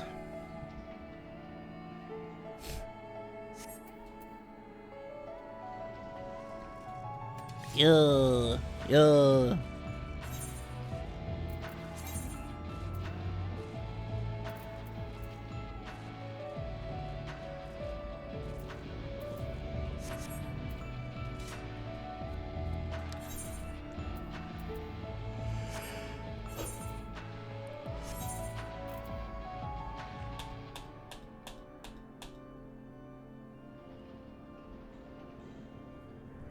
The Grim Reaping.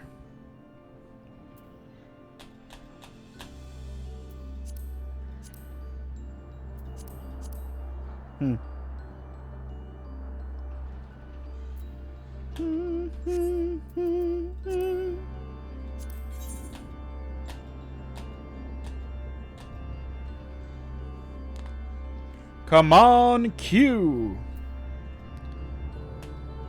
Get us in there.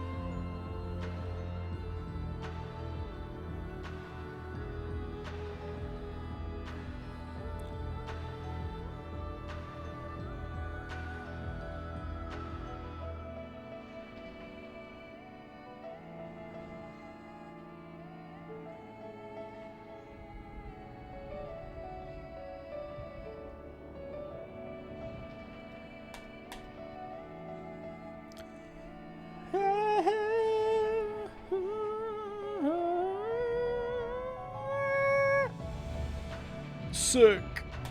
Yo, what up?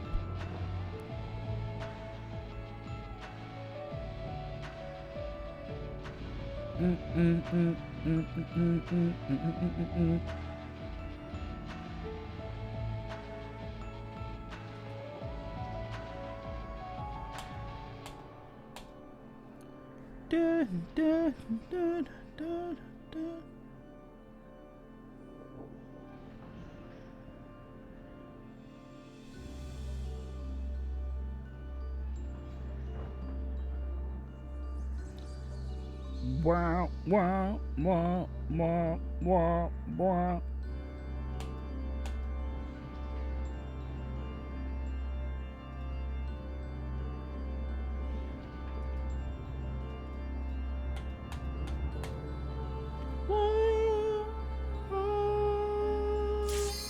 Yo!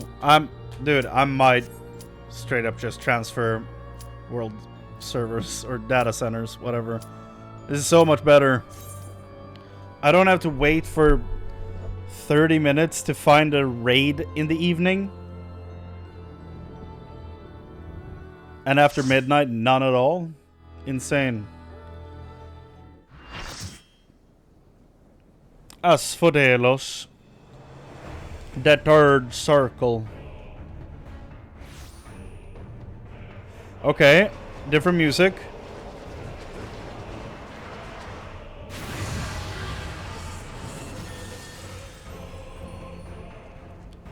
Okay. The Phoenix. Stop lagging. Why does it start lagging whenever I take Steam screenshots? Like, the game shits itself. If I take 2 screenshots, it will start lagging for 10 to 15 seconds afterwards. So bad. Hello, Phoenix. This thing has to be a mount, right? Not in normal mode, obviously, but in Savage.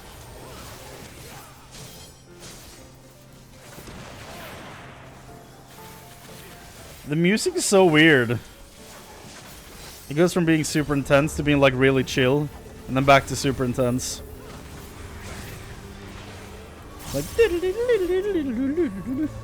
Like it's fun, you know?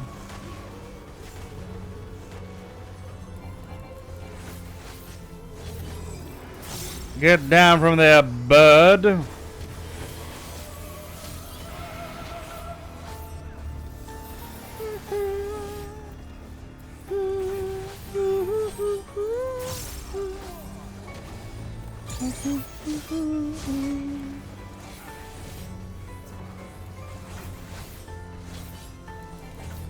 Phoenix! You dang dirty bird.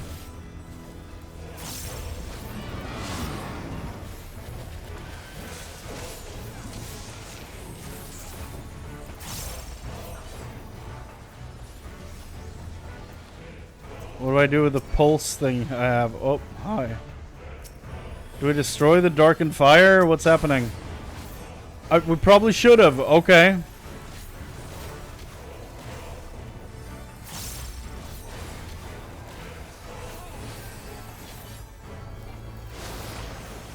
That hurt. Okay, so I'm not playing this smart at all. Okay, what do we do here? Do we... Okay.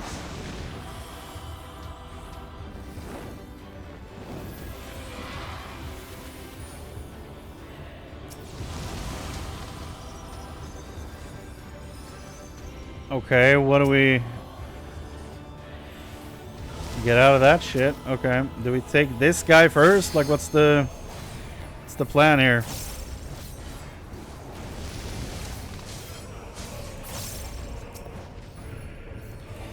We have a...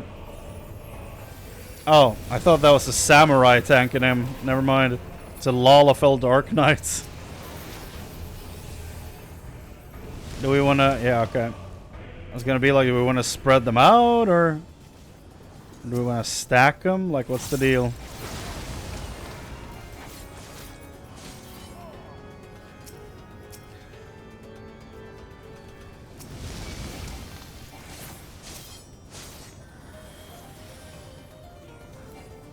Okay, do we want them in different places then? Like...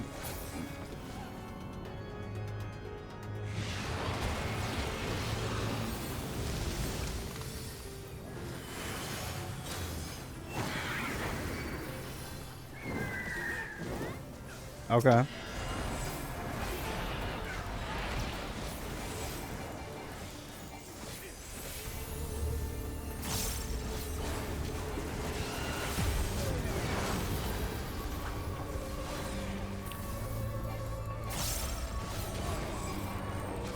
I'm just not being smart about this fight at all. He said as he looked away from the screen, getting his stack of vulnerable.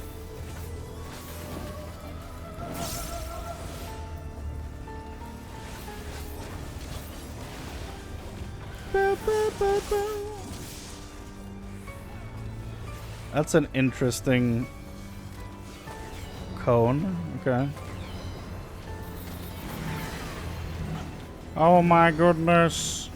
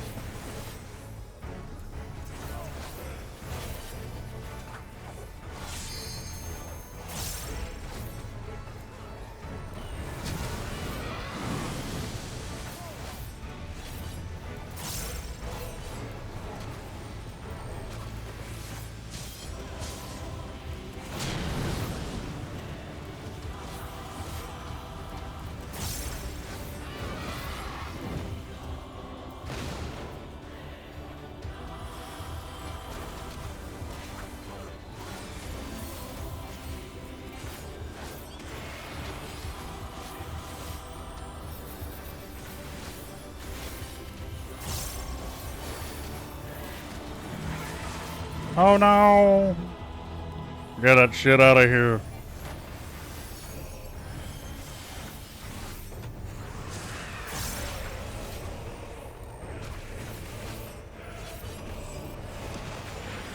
Excuse you, bird. Why are you dropping planets on us? That's like super rude. He's doing the thing. He's doing the thing. I just realized every DPS is a Reaper. I thought we were the weak DPS spec. Or DPS job.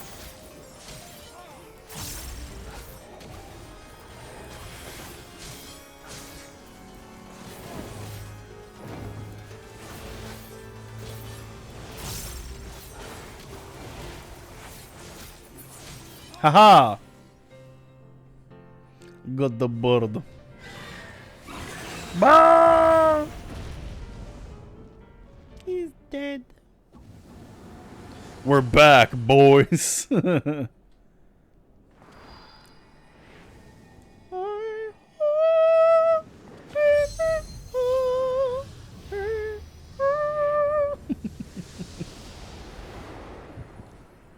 I just think of that song sometimes, you know? It's just so good. Ba ba ba ba ba ba ba. Yep. Ha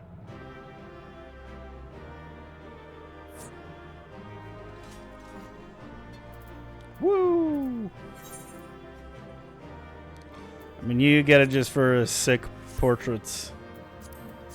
99 need? What the hell are these two rolls? Yeah! Give me the pants. I didn't have any. Now I have one.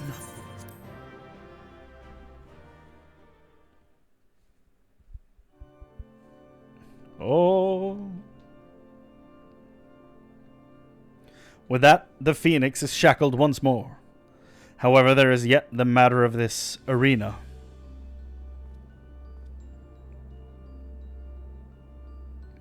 As you've told us, there is but one person in Asphodelos with the ability to, with authority to wield such magics.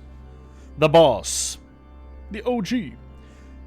Though, fortunately, it appears he has saved us the trouble of finding him.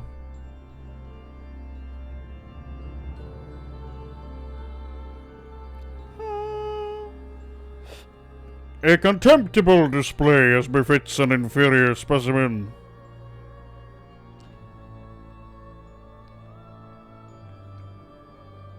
Even so, I expected it would at least delay your advance.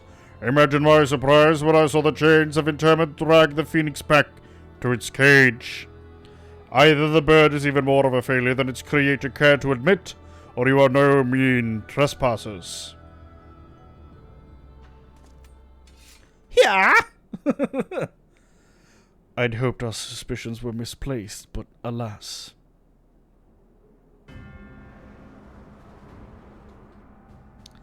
He's a vampire, dude. Keyword Hesperus. Why? Why have you brought such chaos to your beloved Pandæmonium? Pandæmonium. Pitiless, impenetrable, and utterly steadfast, unlike those charged with its keeping.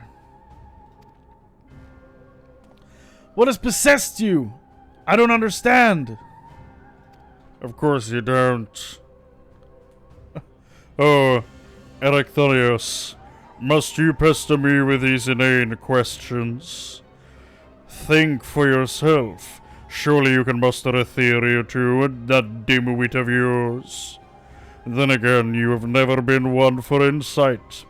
Why Master Labrea suffers your mediocrity, I shall never understand.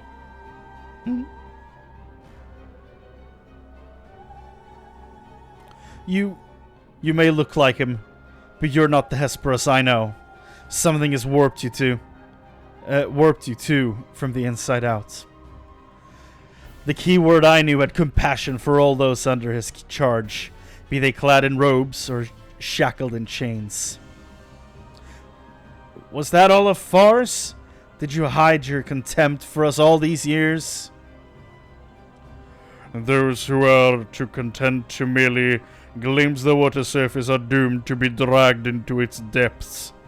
You prove my opinion of you with every word. My mind is clearer than it has ever been. Even now, seeing you feebly grasp for answers makes the bile rise in my throat. Such a wasted potential to be son to Master Labrea, yet no more skilled with magic than a newborn babe.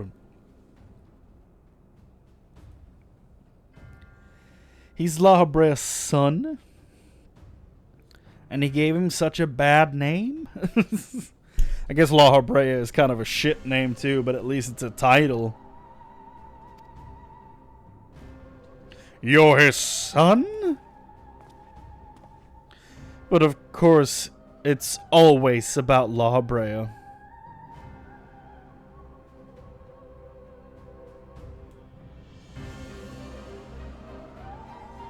Silence! You're not worthy to utter his name. It's his dad, dude. For once, be grateful to witness a feat beyond your meager abilities. Beyond your shallow reckoning, I have slipped the surly bonds of mortality. I have become one with our mythic creations, and rid myself of imperfections. I stand upon the threshold of godhood. As Hemitheos, shall I serve Master La Habrea ever faithful unto the end of days. And bye-bye we go. Or is he shackling us? And he shall require no other. I think not! Yo! That was sick!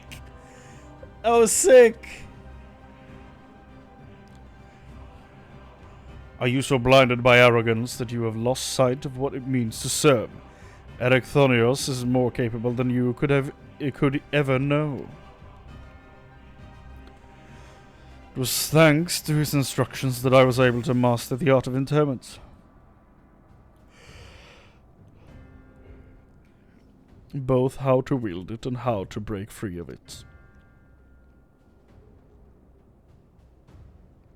I'm not here. Ignore me.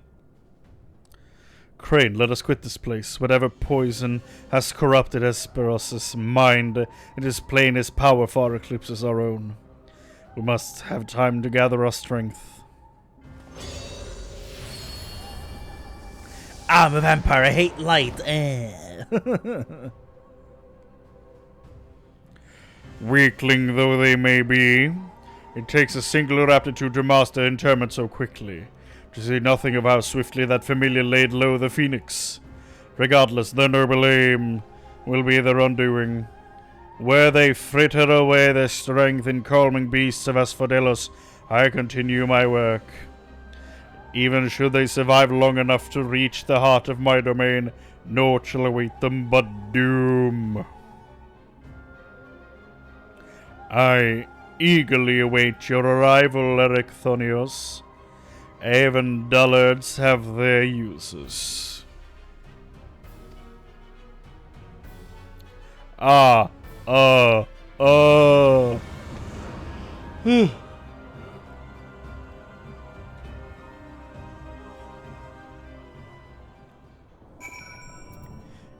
boy!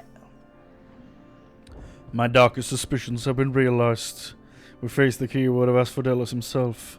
More than that revelation, however, Erechthonios worries me. He loved Hesperos for his compassion, but received naught but scorn from whatever the keyword has become. Interesting that they're named Keyword and the... Well, I guess they were called Light Wardens, not Key Wardens. But still.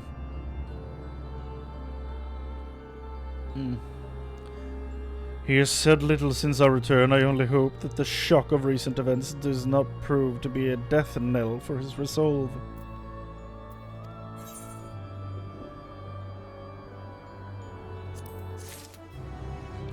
Fire and fate. Who wards the warders? Yeah. Still only 9 materia.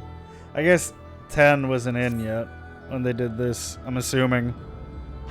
Much as I'm loath to disturb Erechthonios so soon after what just occurred, I am afraid circumstances do not afford us the luxury of time. Perhaps it will do him well to speak about recent events concerning both the keyword and his father.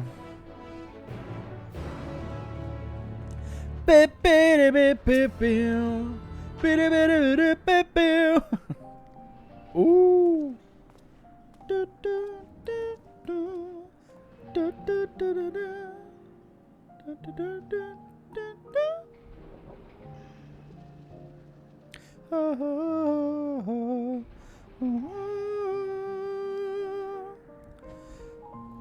Damn. The melody from Flow is so damn good.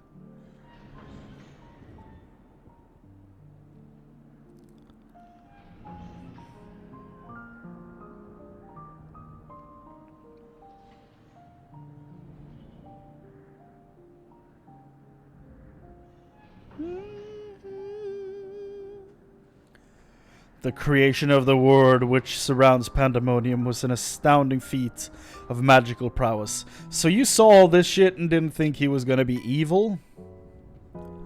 A feat accomplished by none other than La Habrea. Oh. That both my father and I can bind others in chains is perhaps the only thing that we have in common. Ah, so it is true. Aye. I'm La Habrea's son. Bereft of his talent for magics or his brilliant mind, but his son nonetheless. Surely this doesn't come entirely as a surprise to you. Does to me, I sure as hell never even considered that as a thing. Nay, I had an inkling when you said you had practiced ethereal shackles since childhood. I must have missed that completely. Assuming you haven't been employed here quite that long, it had to indicate that long-held connection with La Habrea. Did not even cross my mind. 'Twas La Habrea that taught me how to cast the ethereal shackles, but that was it. My further education was overseen by the words of La Habrea, more specifically my mother, who was a researcher there. You did speak of Athena, Chief Keyword, before La Habrea. She is your mother, yes? So much of this that I just did not piece together. How astute. I can see now why you were chosen to lead this investigation. You have the right of it. Athena was my mother, and it was she who invited me to join her here. La Habrea had nothing to do with it. What happened to her? Why am I doing this hip thing? I see there is little love lost between you two. What I cannot see is why La Habrea was appointed Chief Keyword when another was already in place. Yeah. What happened?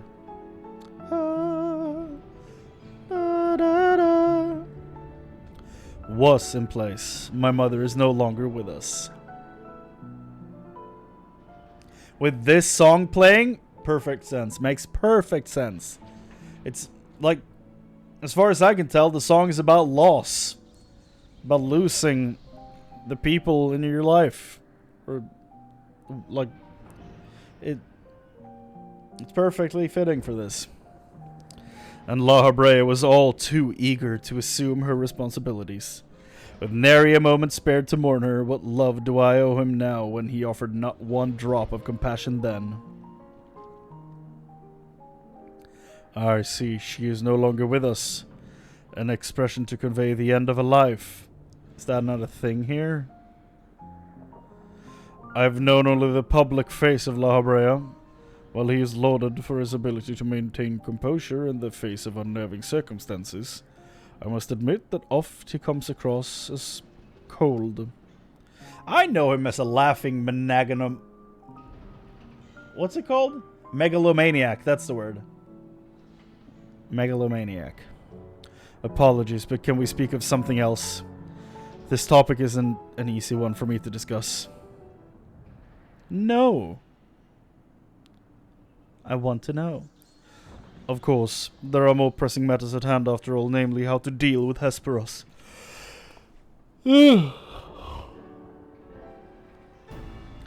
We have yet to see the other warders. Judging by what we know, we can surmise that Hesperos has confined them somewhere beyond our grasp. And now that he is aware of our presence, he will be preparing for our next encounter. We cannot expect to face him on equal footing. Quite the opposite, in fact. Every moment we spend chasing after the creations is another moment Hesperos can contrive another advantage for himself. The wisest course would be to find him first and foremost. Bum. He said that he has become one with the creations. Perhaps that means he's vulnerable to interment. In theory, that should be possible. However, is it enough merely to confine him after all he has done? I need to know why. I need to know what drove him to forsake everything he's worked for. Was it all truly so that he could serve his master? To my mind, he's merely put La Brea's own work at risk in trade for some nebulous power. La Brea is the chief keyword of Pandæmonium. How would throwing it into disarray win his favor? Doesn't make any sense.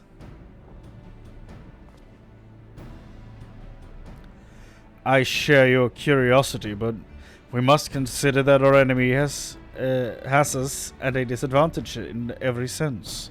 What do you think? Should we seek to put him in fetters, or would it be too dangerous to allow him quarter?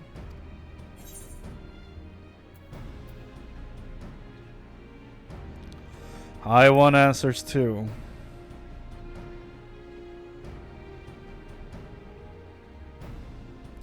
Daring as ever, I see. I know not which trials you have faced in your past, but to see you so certain is all the convincing I need. Very well, let us try Erechthonios' plan. Thank you, Chrane. I believe I can shed some light on the nature of our foe.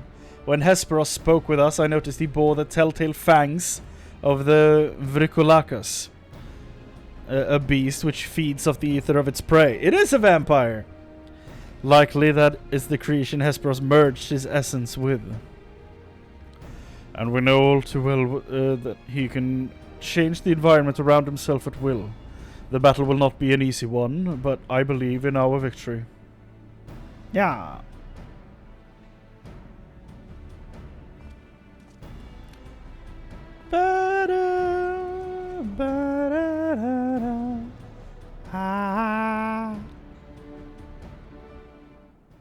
Whoa.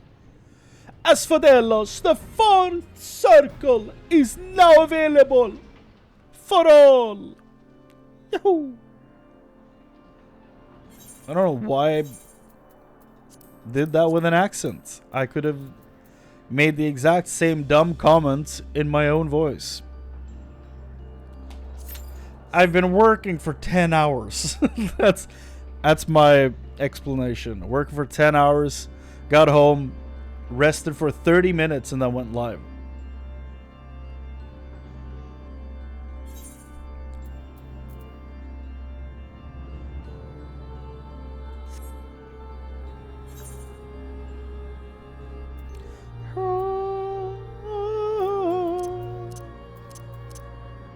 I want the Ruby Gwyber. Gwyber. I want the Ruby Gwyber. So I can listen to Science and Sinners all day. Big fat tacos, a big fat tacos, a big fat tacos, so big. I want it. I need it.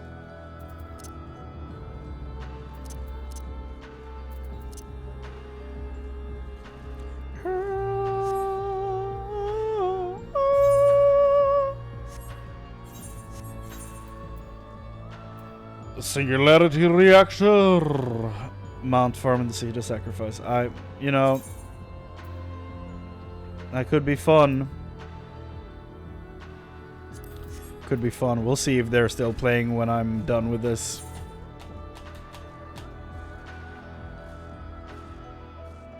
That would be another Gwyber to my collection, so that'd be kind of neat. Slowly working my way there.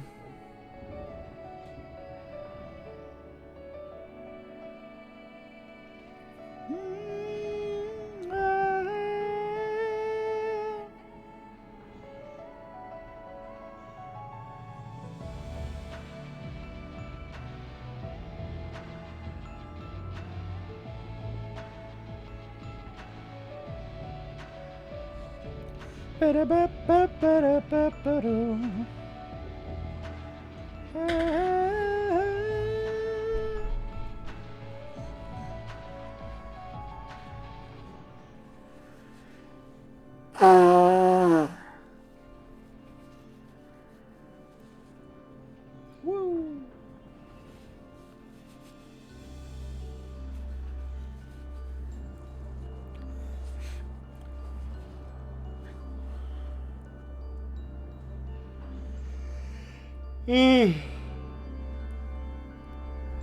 Like, I know a lot of people like push their close to their nose to blow to even out pressure. I usually just put my finger up to my nose like this and then blow. And does the same thing.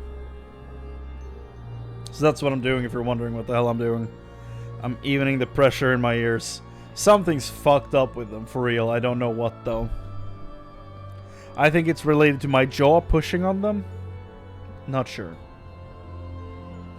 I've talked about it ad nauseum, so, you know.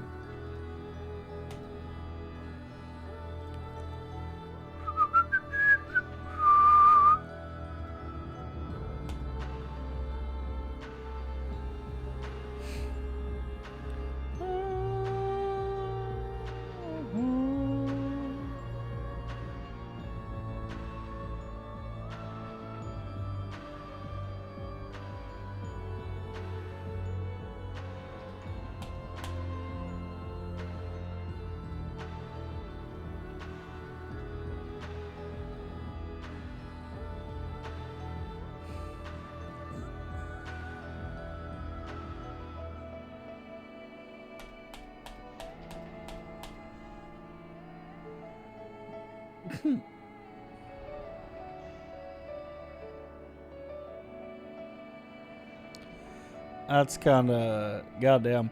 I just saw a clip of one of the Paul brothers trying to intimidate Mike Tyson on a stage. That's goofy as all hell.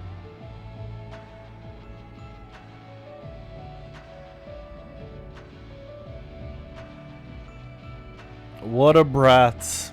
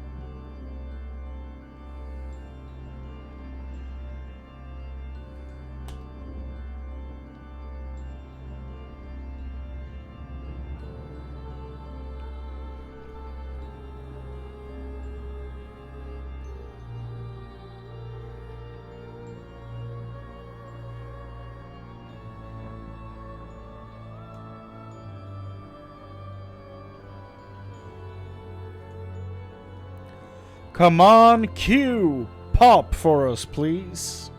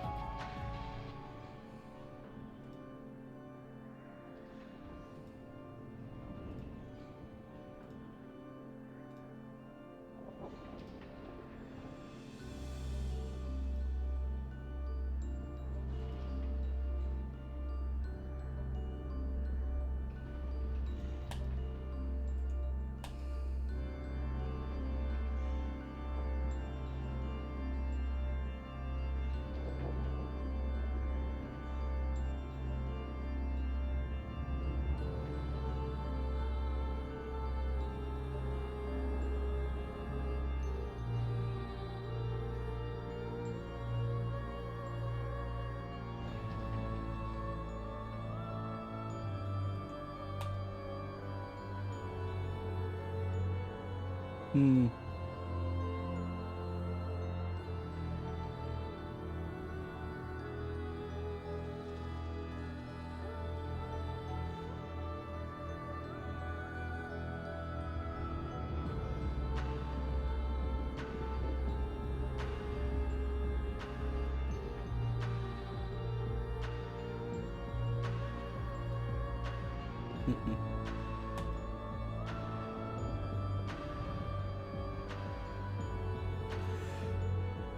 Where are people at though? Come on! I thought this data center was supposed to be populated. He said as if he wasn't about to be in queue for fight 2 if he stayed on Chaos.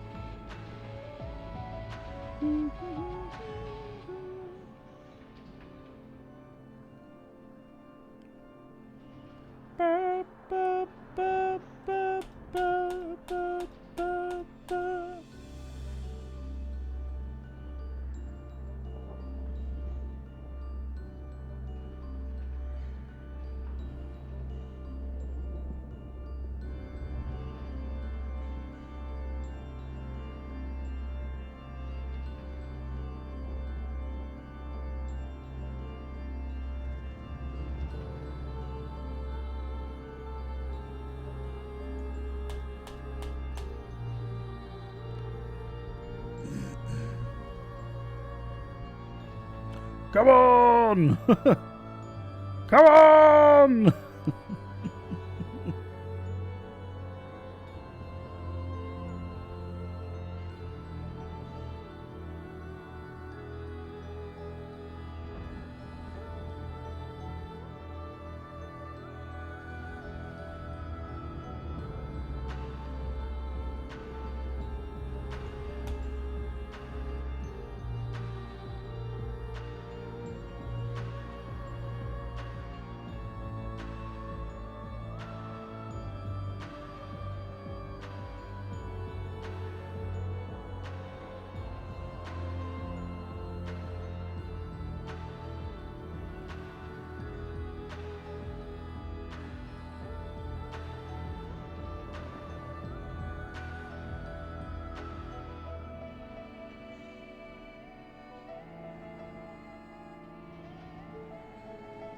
Hmm.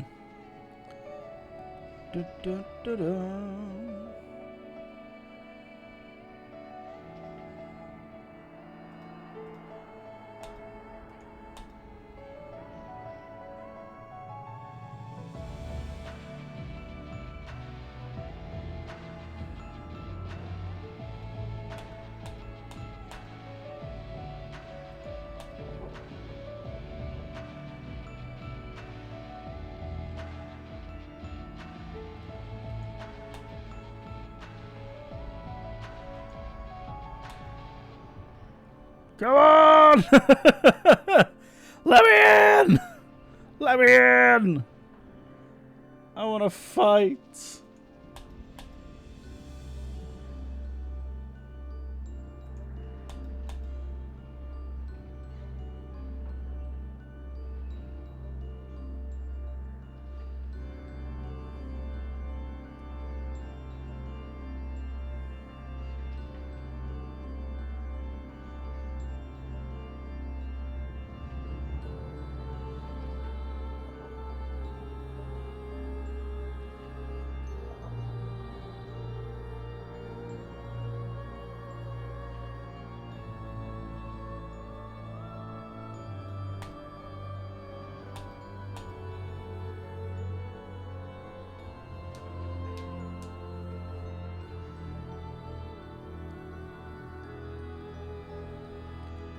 Let me in! Please.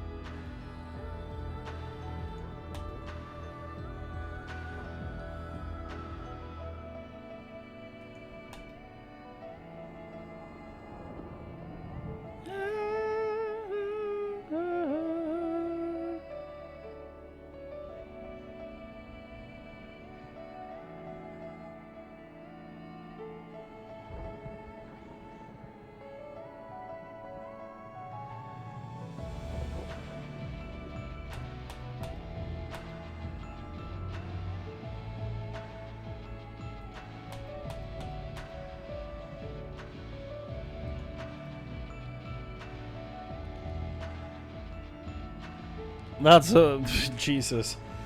What a time to realize you're old as hell. I just read that the System of a Down album, Mesmerize, came out 19 years ago today. That's made me feel ancient, so that's fun.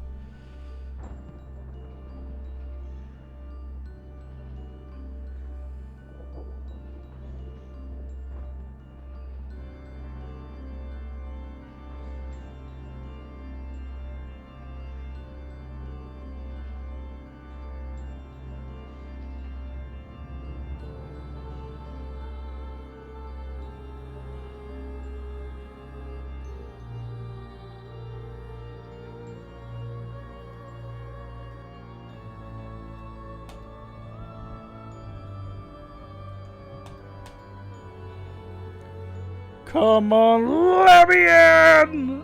Please! Oh.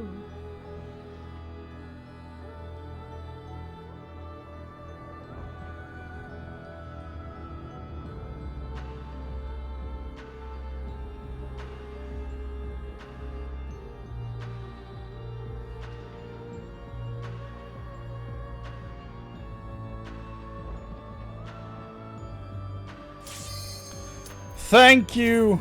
Ah! It's time.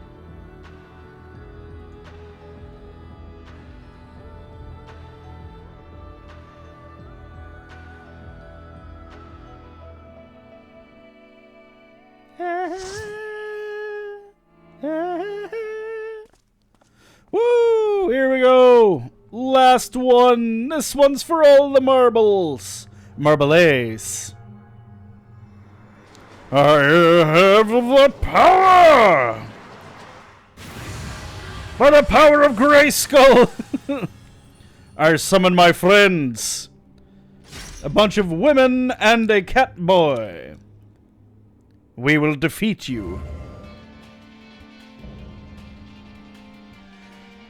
Everyone I just summoned, billion times stronger than you, boy. You're going down. This is the team I will stake everything on. Is that doesn't seem right. But stake seems apt considering you're a vampire. Let's go.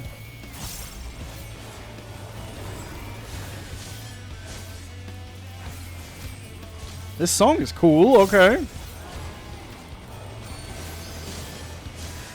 I do find it really interesting, the like ratio of male to female characters in this game. I think it's very unique in that way compared to other MMOs.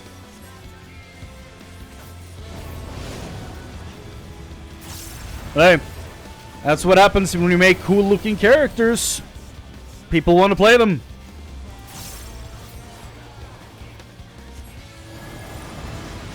Why are we moving over here? Why are we scared? I'm on the wrong side, aren't I? Oh, that was it? That was the thing? Okay.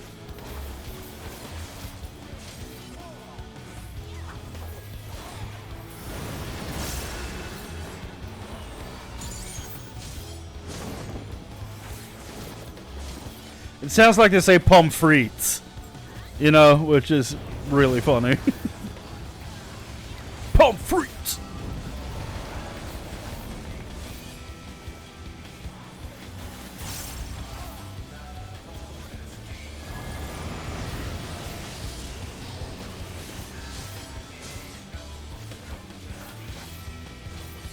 Oh, we want to be in there? Oh, it's one of these things. I realized that too late. It's one of the Knockobacos. No. You can't hit me. I will not allow it. Thou shalt not punch me in the face.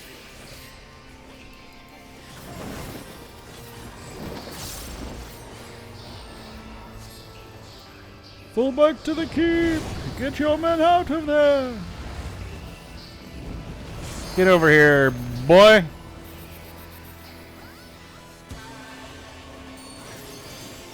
Do we dare stand in this shit? Like, what's going on?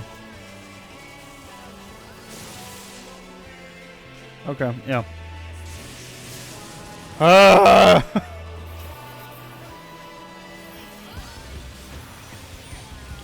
Oh, we can stand on this? Okay.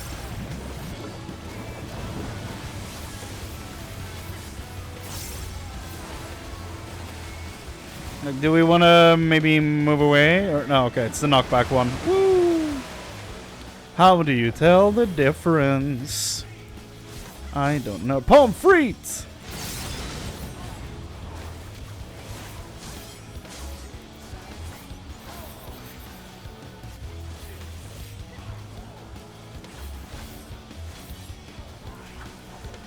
It makes such a difference to have good or fun or cool music playing in the background when you're playing a game. It makes such a difference, and I'm so fucking glad it's part of the actual game design of this. Why the X? Oh, I'm not supposed to stand in that one? So someone not of that class designation should stand in that? Okay. I'm assuming that's it. I could very well be wrong. I usually am. So. Oh, boy.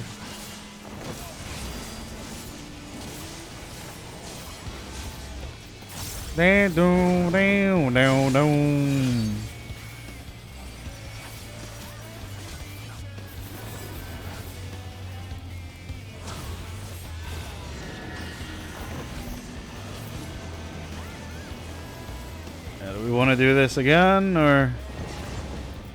Ah, it's a Knockobacco. No!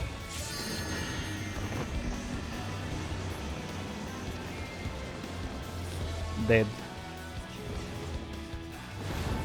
Get the tank up. And then DPS and then me.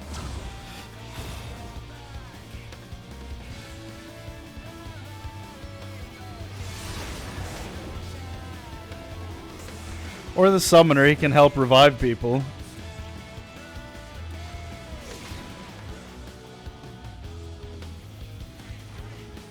Frites! Pommes frites!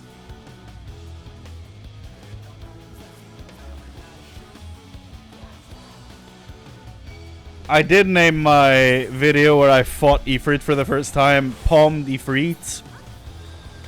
And I was proud of that.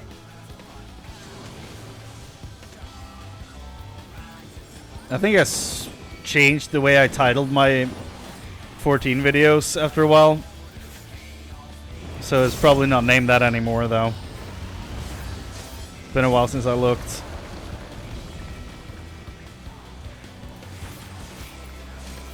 Hesperos, we're done here. It's time to sit down, boy.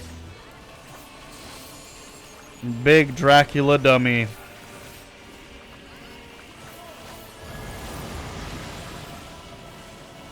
That's not good. Oh, God.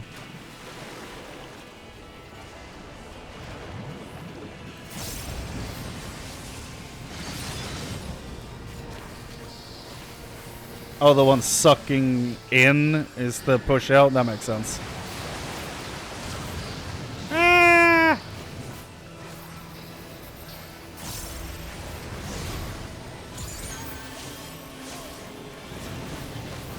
I'm in the right one now. Woo! We did the thing! Yes! Could be worse. Could be dead.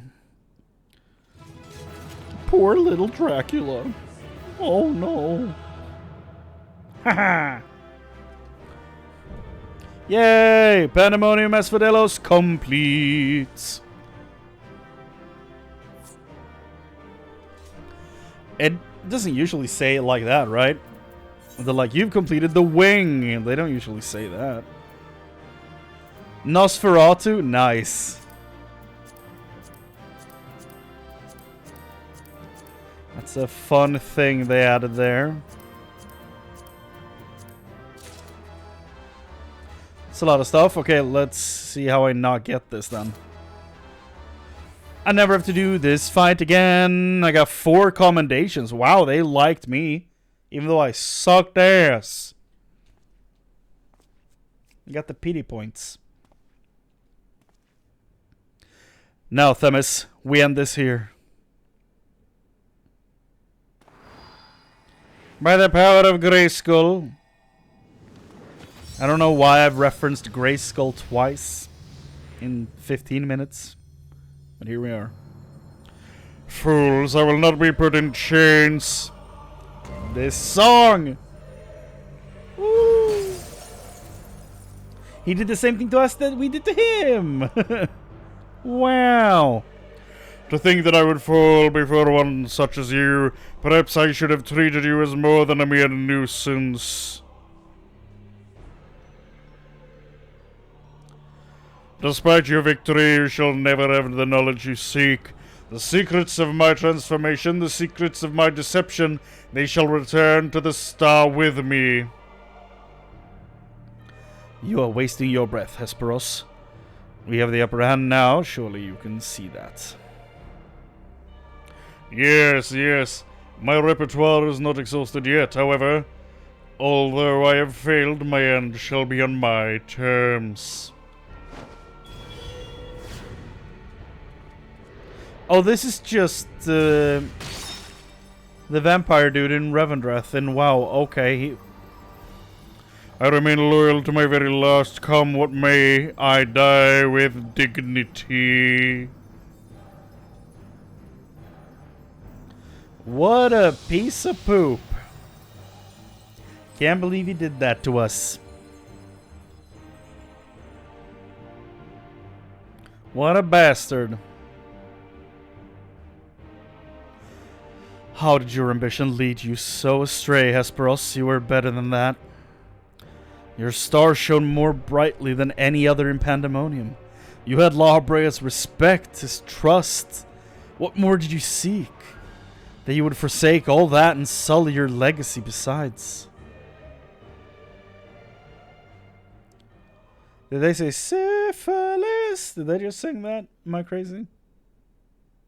I probably shouldn't post that as the other option, huh? Did they sing syphilis? Am I crazy?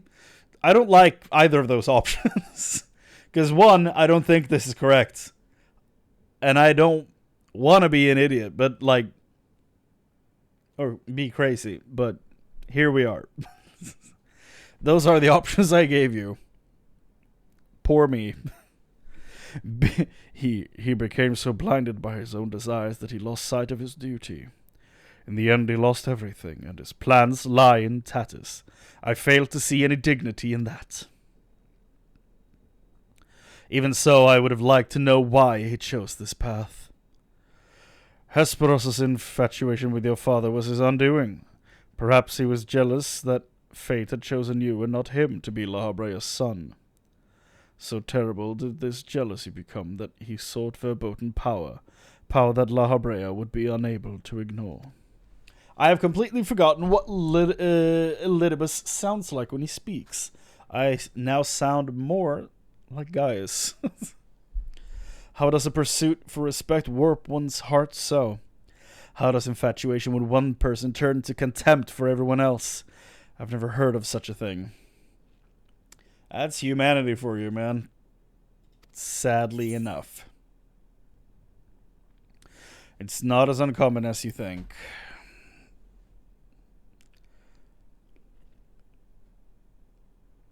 Sadly, it happens all too often. I see. I admit I cannot but find it vexing. But perhaps that signifies naught but my own capacity for bitterness. Good point. Very self-reflective, this guy. I do understand what it is to have a beacon to follow in dark times. A person you trust to guide you through. How it is to desperately wish their light would fall upon you again. Athena. Most likely. But we have spent enough time assuming the intentions of the departed. There are the living to consider. We must find the other warders and round up the remaining creations forthwith. Of that, at least, we can be certain. I believe I can be of help in that matter. The influence of Hesperus' magic is fading through Asphodelos. Now is the perfect opportunity to seize control of the facilities and restore things to their original state. Seize control? Can you really do that? Smile. Oh.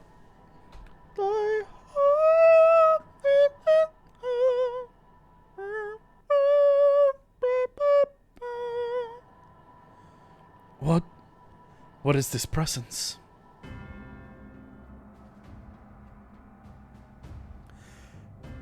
Erechthonius, what lies beyond that threshold? That's the passage which connects Asphodelos to Abyssos. Why? Be on your guard, you two. Now that Asphodelos is free of obstructions, I can more easily sense the disturbance in the lower levels. Something stirs in Abyssos. And probably even below that. My character is standing very strangely. He's twisting his torso in a strange way. That is like a shadow burp. Hello?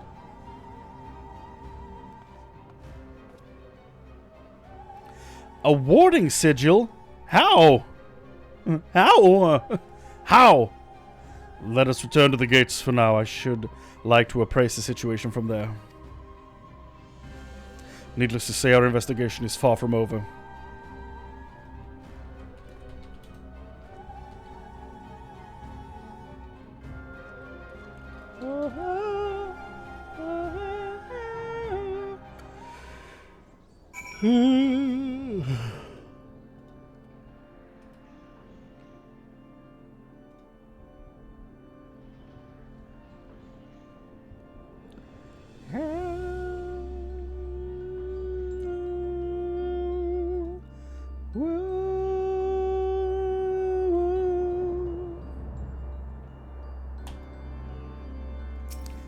Themis? It's nice to finally know Elidibus' name. Although we have defeated Hesperos, it appears we have but scratched the surface of Pandæmonium's troubles. I would even go as far as to assume that there's 2 more levels we need to go to, and all of them are filled with 4 boss fights each. My head is still swimming with questions, but could this mean that Hesperos wasn't actually behind this? It is a stark possibility, yes. The root of this crisis may lie somewhere much deeper than even Abyssos. Yeah, whatever's below it. I don't... Like, I've written these names down in the past, because, like, going through the gear and all that stuff, I've, like, listed the names of the wings, but, like, if you haven't played through it, the names don't really mean anything, so... Like, I've read Abyssos before. I remember Abyssos because it sounds like Abyss, obviously. So I remember that one. Didn't remember Asphodelos because that's... like, sounds like nothing I've ever heard. And I don't remember what the third one's called. When we first encountered you, you said the memories of your escape were vague and that your senses were muddled. I believe this is more than the result of a panicked mind. You were made to feel this way by a powerful magical influence. It is possible that this same magic could have poisoned Hesperos's heart, twisting his affection for La Habrea into a burning obsession.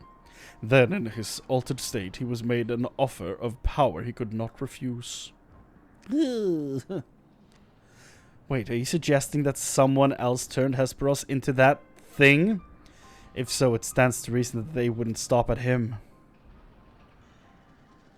Indeed, our mysterious mastermind does not lack for subjects for his experiments for more potential hemethioi.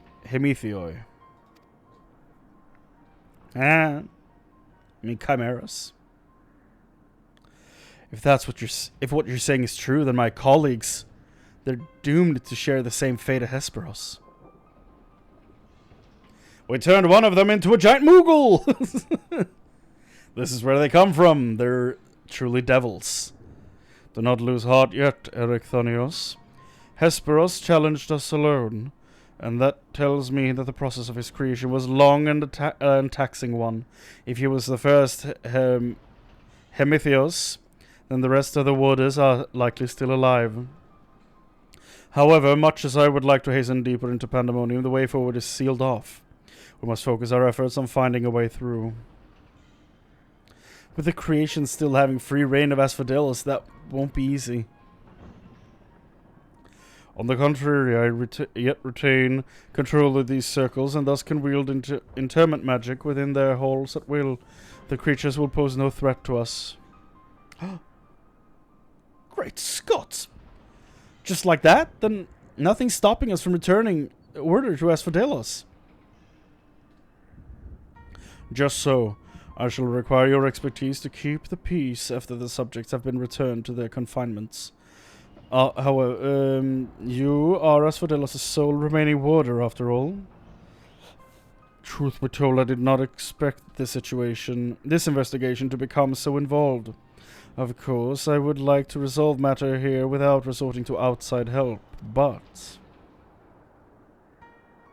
We need to call your dad. Do you mean to send a report to La Habrea? 'Tis too soon to say. Let us first find a way into Abyssos. It would be best to withhold our judgment until we have ascertained the whereabouts of the other warders and the identity of the party responsible for their disappearance. Agreed. Even so, it means saving even a single life within Pandæmonium, then I'm not above asking La Habrea for help, should it come to that. Good boy. Good choice, old chap. Recent discoveries certainly paint Hesperos' actions in a new light. The number of unknown elements in this investigation grows, and we must proceed forward with the utmost caution. To that end, Erechthonios and I shall remain here for the time being.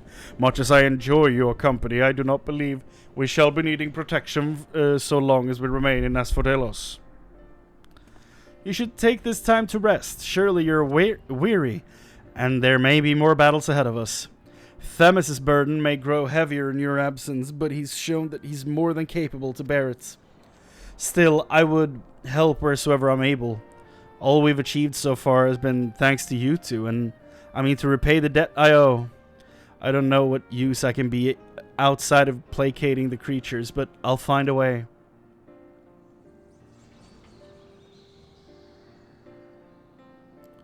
Nonsense, yours nothing. It was thanks to your knowledge of the magics which govern this place that we were able to come this far. Elsewise, we would have likely succumbed to the hippocampus' assaults. Each of us has arrived in this dire pass by separate paths, but it is only by combining our respective expertise that we will reach the end of it and see Pandæmonium saved.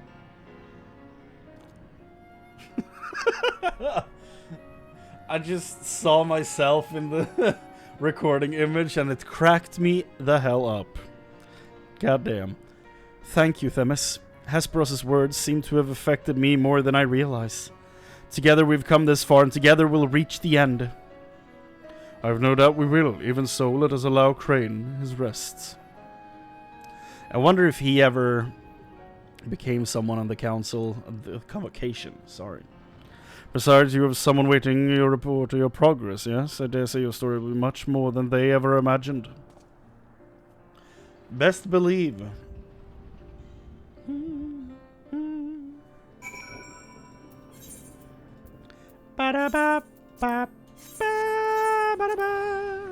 have anything to say? So you don't serve the convocation. I suppose I needn't worry about you going behind our back to curry favor with La Habrea. My friend would be very cautious to hear what has occurred here. Who is your friend? If it's not La Habrea, then I don't know who it is. That's my sole suspect, so I don't know who your friend is. However, I fear that if I left Pandæmonium, the wards protecting it would quickly deteriorate. I hope he does not mind assuming some of my duties in the meantime. Who is your friend? We leave, returning home.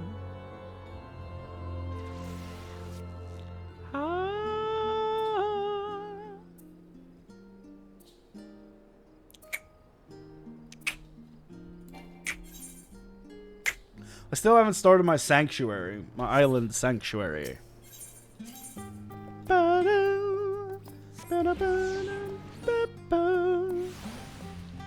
Oh yeah, we got Nosferatu.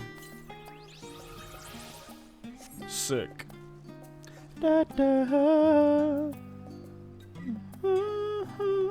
Nothing if not gentlemanly, and perhaps bloodthirsty. Gonna pick these up, because I'm doing those after I send all of you off to bed. Because we're about to wrap this up.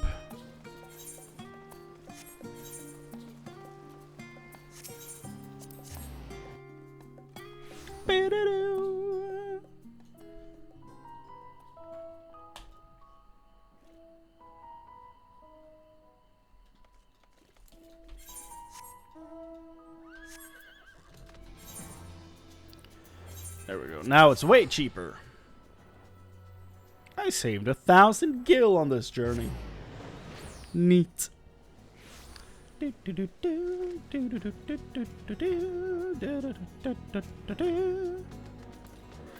Claudian? Speak to me, boy. Welcome, Chrane. Back from the past, none the worse for wear, I see. So, what'd you find? You're not gonna believe this shit. Let me tell you, dog. Shit's whack in the past, dude.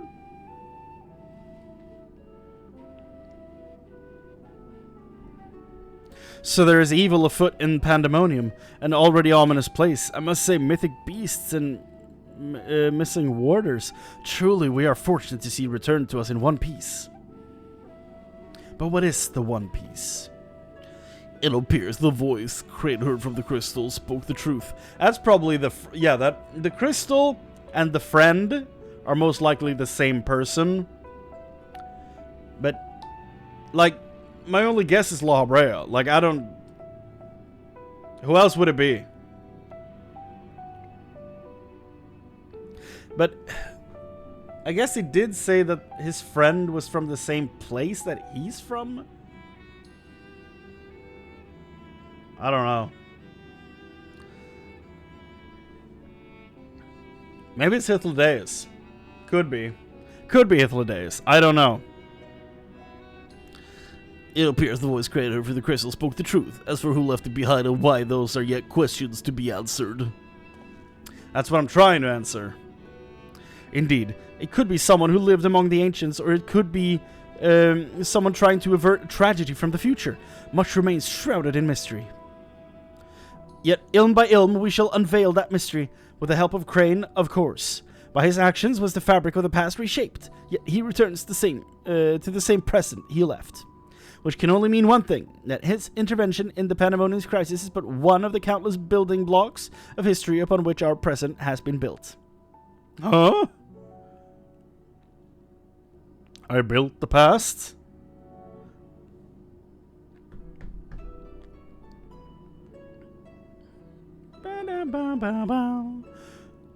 There's no telling what consequences would arise if we stopped pursuing this matter now. Whatever plot is unraveling within Pandæmonium. I think I should probably do that. And blind myself or the recording. There is no telling what consequences would arise if we stop pursuing this matter now. Whatever plot is unraveling within Pandæmonium, we must not let it reach its conclusion. If one of those creatures should escape, what ripples would carry forth to the future? They might wreak havoc upon the world of the ancients, and their despair would leave an indelible mark upon history's pages. That despair would only feed the terrible beasts that arose during the final days. You had voice acting? Dog. The first final days already had a drastic effect on the eons that followed. If the scars it left were made even deeper, then we risk losing our present entirely.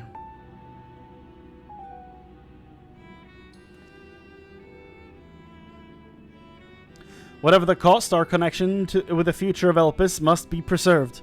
I know I have asked much of you already, but can I count on you to continue your work in Pandæmonium? Yes. My name is Jeff.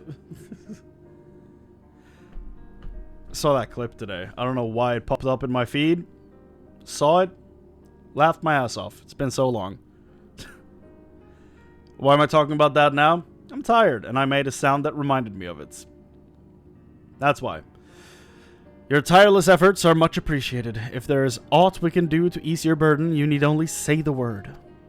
Speaking of which, might you return the crystal into our keeping? While we cannot accompany you to the past, perhaps something can be gained by researching it further. Hell no, dude!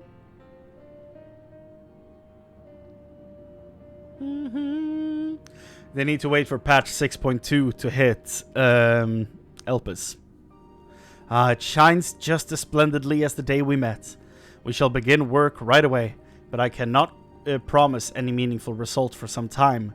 And as matters in Elpis seem to be in a similar state, I must ask that you rest. But before that, allow me to make an introduction. As our research moves into its critical stage, I found it only suitable to recruit another assistant. Melanie? Melanie is an expert in armaments from throughout history, be they from far-flung past or made in the most modern forges. Should you find aught of interest in your adventures, bring it here and she will be glad to offer her services. So she holds the gear. We know researchers in numerous fields that would love to get their hands on artifacts from bygone eras, and will give you goods in return that should aid you in trials ahead.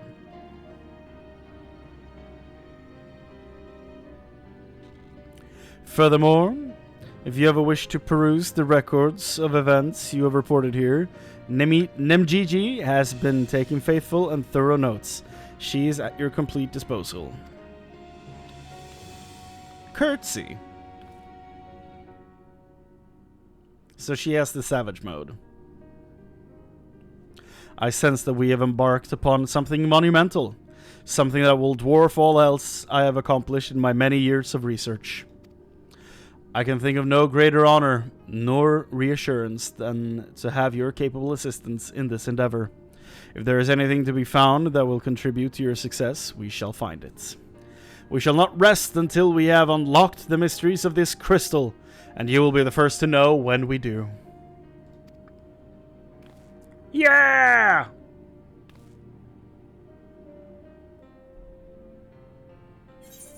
Woo! That's a lot of stuff. It's all 9, okay. Ha ha ha ha. And is that it?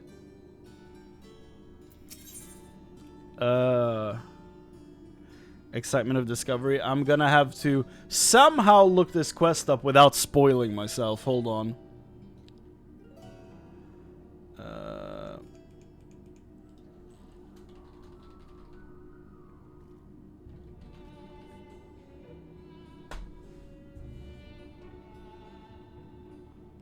Pandæmonium quests. What was it called? An unwelcome visitor. So the last one was who wards the wardens. I'm gonna do the thing where you can like blur everything in your eyesight. Do you ever do that? Like you focus on one thing and just make everything else blurry. This is patch 6.01, the first one. An unwelcome visitor is patch 6.2. Okay. I saw nothing else. Thank God. We're good. Okay.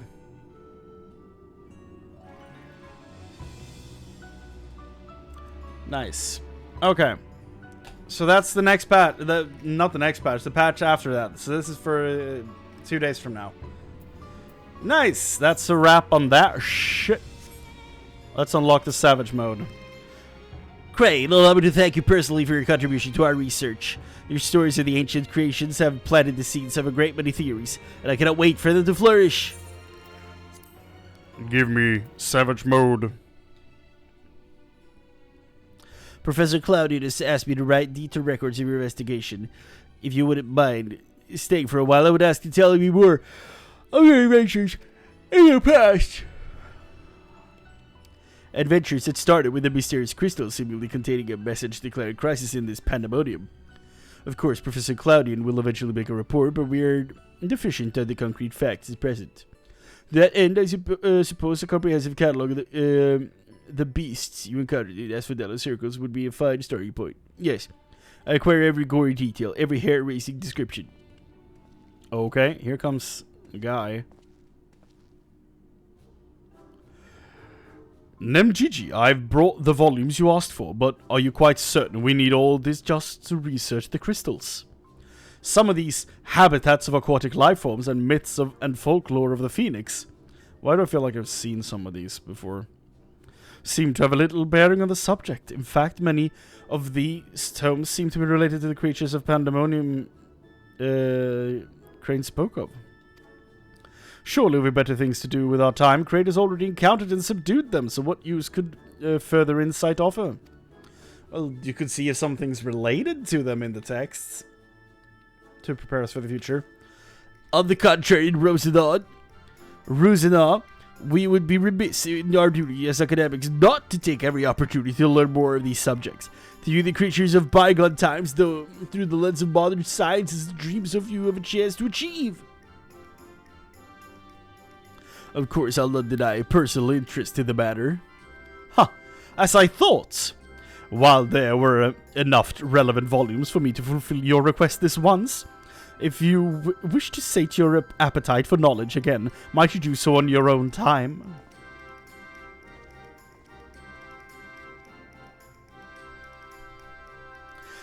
Shall we proceed?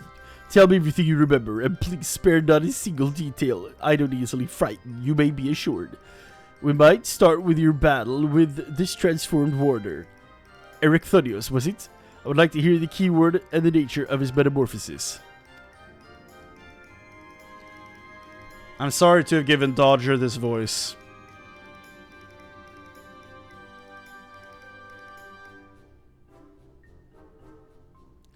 Good. Thank you for this priceless information. While I'm disappointed I couldn't behold your foes with my own eyes, your stories have given me more than enough to write thorough descriptions.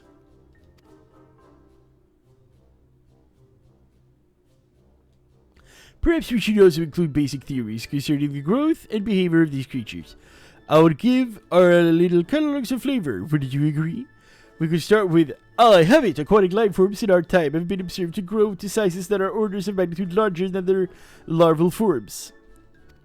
In fact, it may not be so preposterous to posit that the hippocampus you encountered was merely a larval form of a much more massive and, dare I say, horrific entity. What are you doing?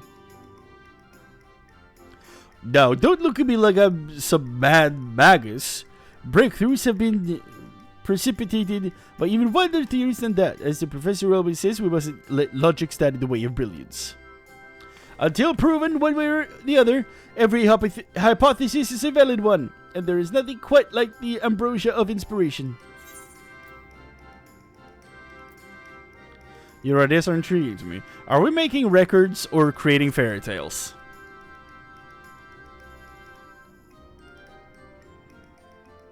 As long as I make a note in the margins of my records indicating that the theory is unproven, we can let our imaginations run wild. Yes, I said our. You needn't be a researcher to have an idea that would leave its mark for generations. Leave its mark, I'm guessing. Asphodelos Savage now accessible. I'm glad they let me have all of them at the same time. It's very nice of them.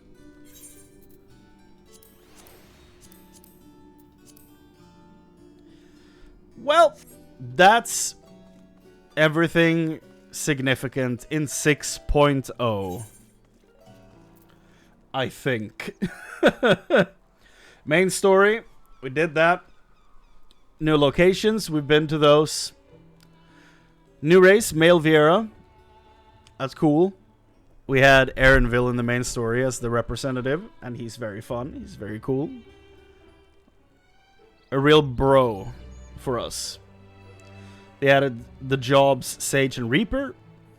Dungeons, which we've seen all of. I've done the Stigma Dreamscape and Smileton in my own time. We can go in there and listen to the music real quick. Can do that. That's fun. Let's see here. What? Unrestricted, not allowed?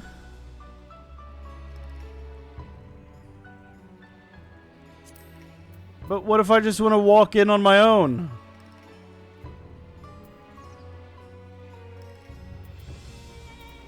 Oh, here we go. There's an explorer mode. I had no idea. They were ahead of their times. Clearly. Let's listen to this.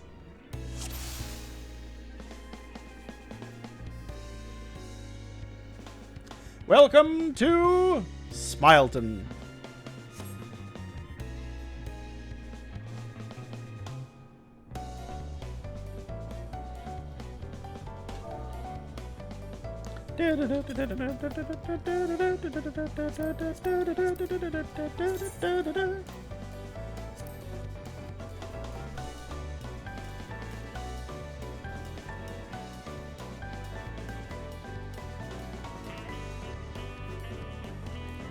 Again, they deliver with the music every damn time. Every damn time.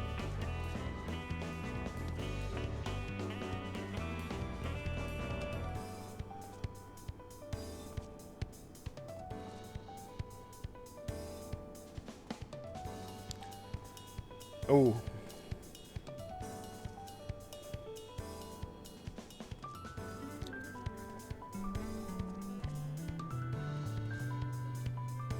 So good.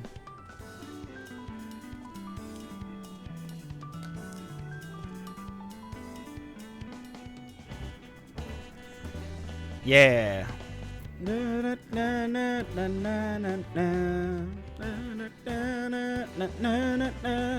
So good.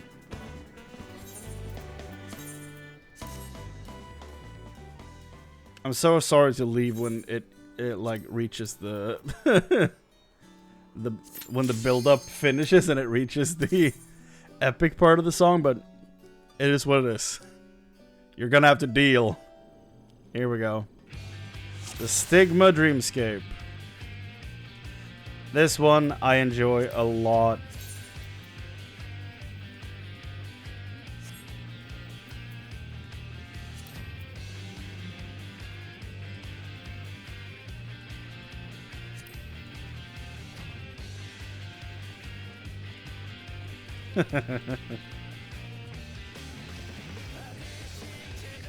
Yeah!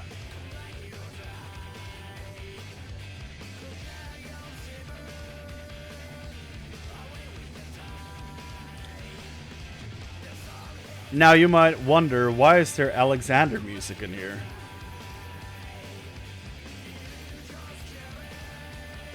If only you knew.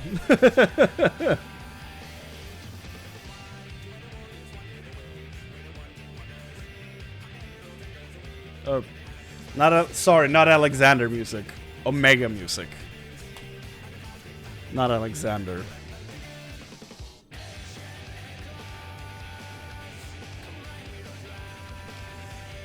I was thinking of what's it called? The twinning. That has Alexander Crystal. Well, it has Alexander Circus Tower and Crystal Tower theme. Yeah. This is Omega music. Wonder why. Well, the trials, we've done all of them. The raid, we've done it. 6.0 is done! And on that note, I thank you for tonight. Thanks for hanging out. I will see you again tomorrow for 6.1. And the first, well, the MSQ, the Tataru stuff, and the first part of the Alliance raid. See you tomorrow.